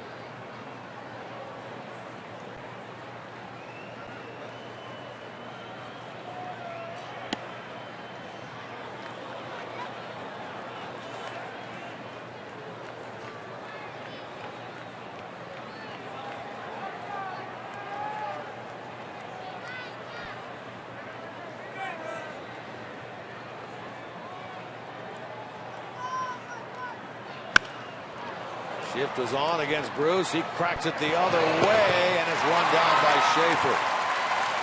Nicely done by the Brewers center fielder. Bruce 1 for 5 tonight.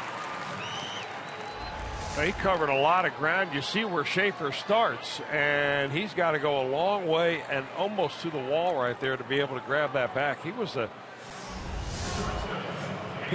nearly made a terrific play on that line drive off the bat of Brandon Phillips, which ended up being a long single for Brandon. He covers a lot of ground, Schaefer does, but they're used to seeing that here in Milwaukee, having seen Carlos Gomez patrol the outfield for the last few years, and few do it as well as Gomez.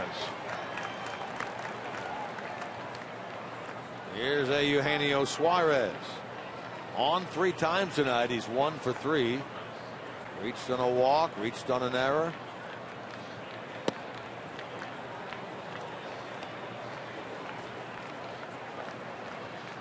With Chapman throwing in the Reds bullpen, he'll get Perez in the 2 spot, Lind, and then a pinch hitter for Jimenez, the pitcher.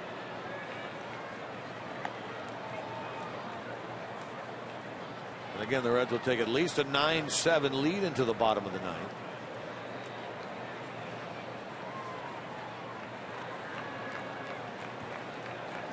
Trying to win for the 3rd time in the last 4 games.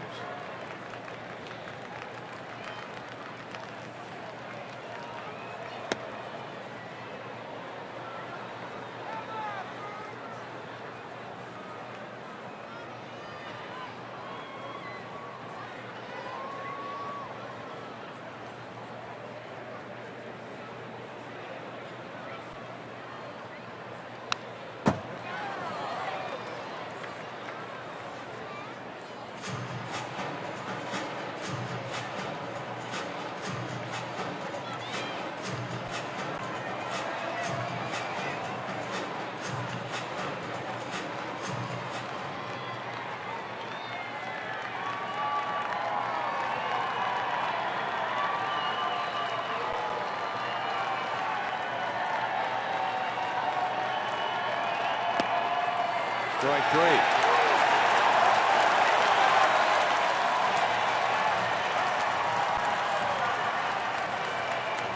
Reds fans, make sure you see the Reds take on the New York Mets next Saturday, the 26th, at Great American Ballpark. Arrive early, be one of the first 25,000 to receive a commemorative All-Star Game figurine presented by your Tri-State Chevrolet dealers. For tickets, 513-381-REDS. Visit select Kroger locations or go to reds.com/tickets. That's next Saturday.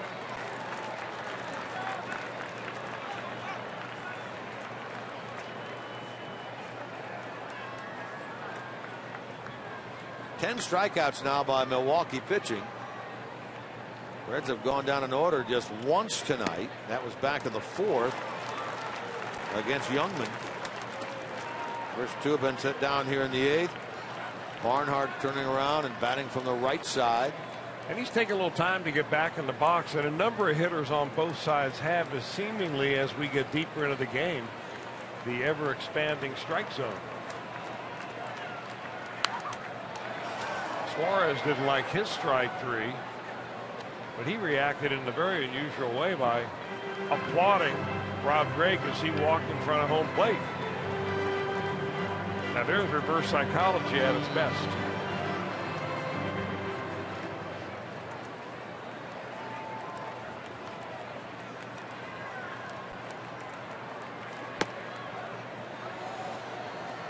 Here's what we're talking about with Suarez. He gets called for strike three. He's sure it's ball four.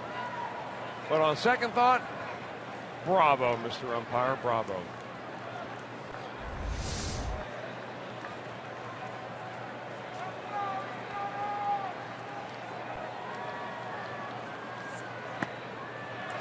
Strike three call. Second time that Barnhart has been rung up on what he thought was a low pitch.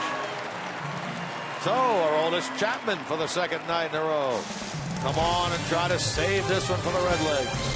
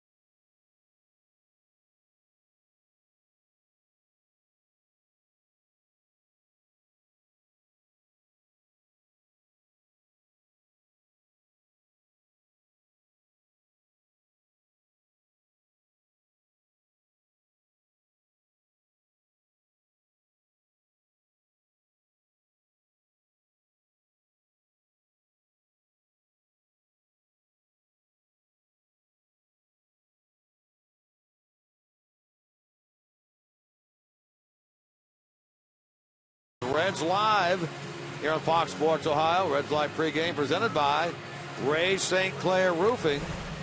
Another award-winning edition tomorrow at 1:30. First pitch comes your way at 2:10. Right here in Fox Sports Ohio. Anthony DeSclafani looking for his 10th win of the year. There's Ariel Pena. Wrap up of the series. Wrap up of the season series between these two teams. Aroldis Chapman into the game for the Reds. Looking for his second save in 2 nights here in Milwaukee. And for number 32 overall if he can get it. How about Chapman in his last 14 appearances against the Brewers beginning in late August of 2013 has not allowed a run while posting 11 saves, 14 innings worth of work, 30 strikeouts.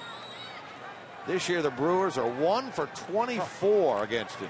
I mean, the Brewers really do believe he has a Superman outfit on underneath that red uniform. I mean, you could give a talk to the coaching staff. Of course, we've known him for a long time, known Craig Counsell for a long time. Gary Narron, of course, former manager of the Reds. And one of the first words that comes out of their mouth is, I guess Chapman is still dominating everybody. And believe me, when you have a ball club with a closer like Chapman, it is on the mind of the other manager. Because here he is in a tight game with another chance to nail it shut. Blew that one in triple digits right by Hernan Perez, batting for the first time.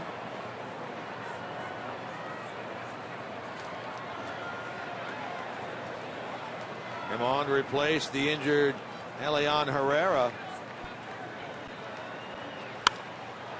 Gets wood on that one. Hitting .277 Perez with a homer, driven in 17.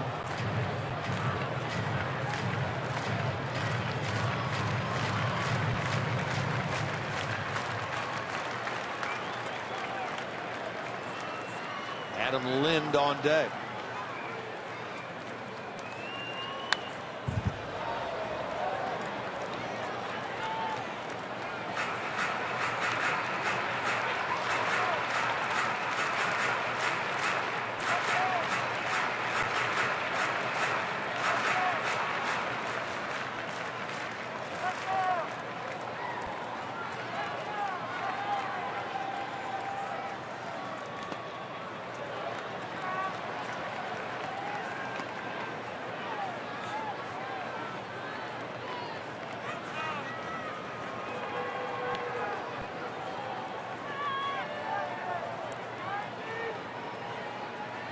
Chapman moving up on the all-time Reds save list. Last night was number 144 in his career. 4 behind John Franco at 148 for third all-time. And the most by a southpaw. Danny Graves, the all-time holder, at 182. Phillips out. Phillips calling. Brandon has it 4, out number 1.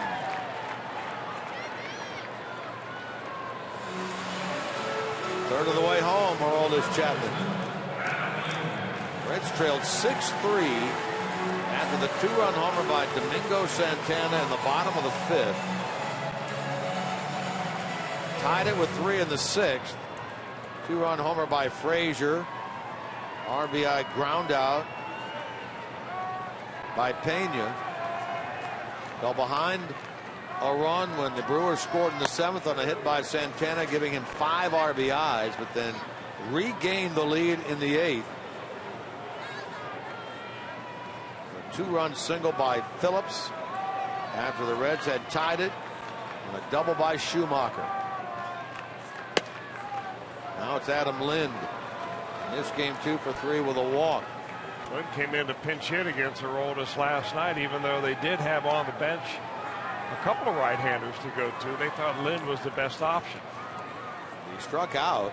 That didn't work out too well. No. He's 0 for 3 lifetime with 3 Ks against Chapman. And he's in the hole here. Nevin Ashley. Look at the reaction. You know, it's as much fun as anything. You talk to some of the Reds catchers and you find out what players say about Chapman. But we even have a better opportunity by looking at the guy's face after he takes a swing and a miss at a 100-mile-an-hour missile on the outside corner. Got him. 2 down. I mean, that was almost a John Kruk at bat. John Kruk and Randy Johnson.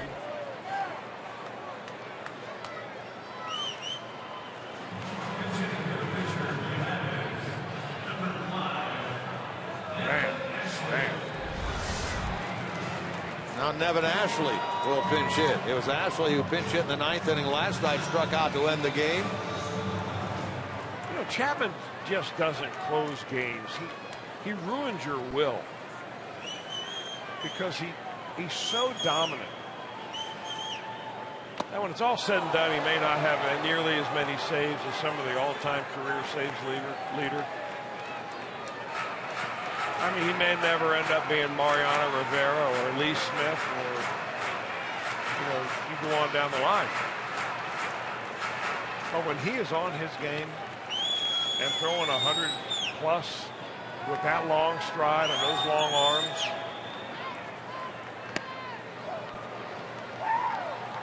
nobody better. Hitters really feel like they have no chance.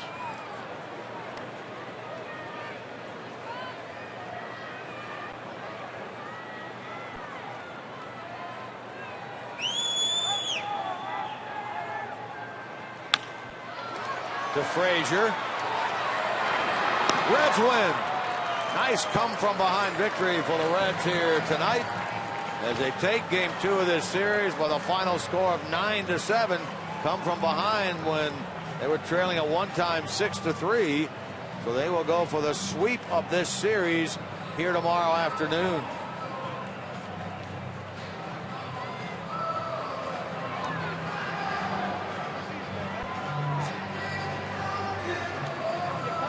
Taking a look at our Miller Time moment of the night, brought to you by Miller Lite. It came off the bat of Brandon Phillips. The Brewers walked Votto intentionally to load him up with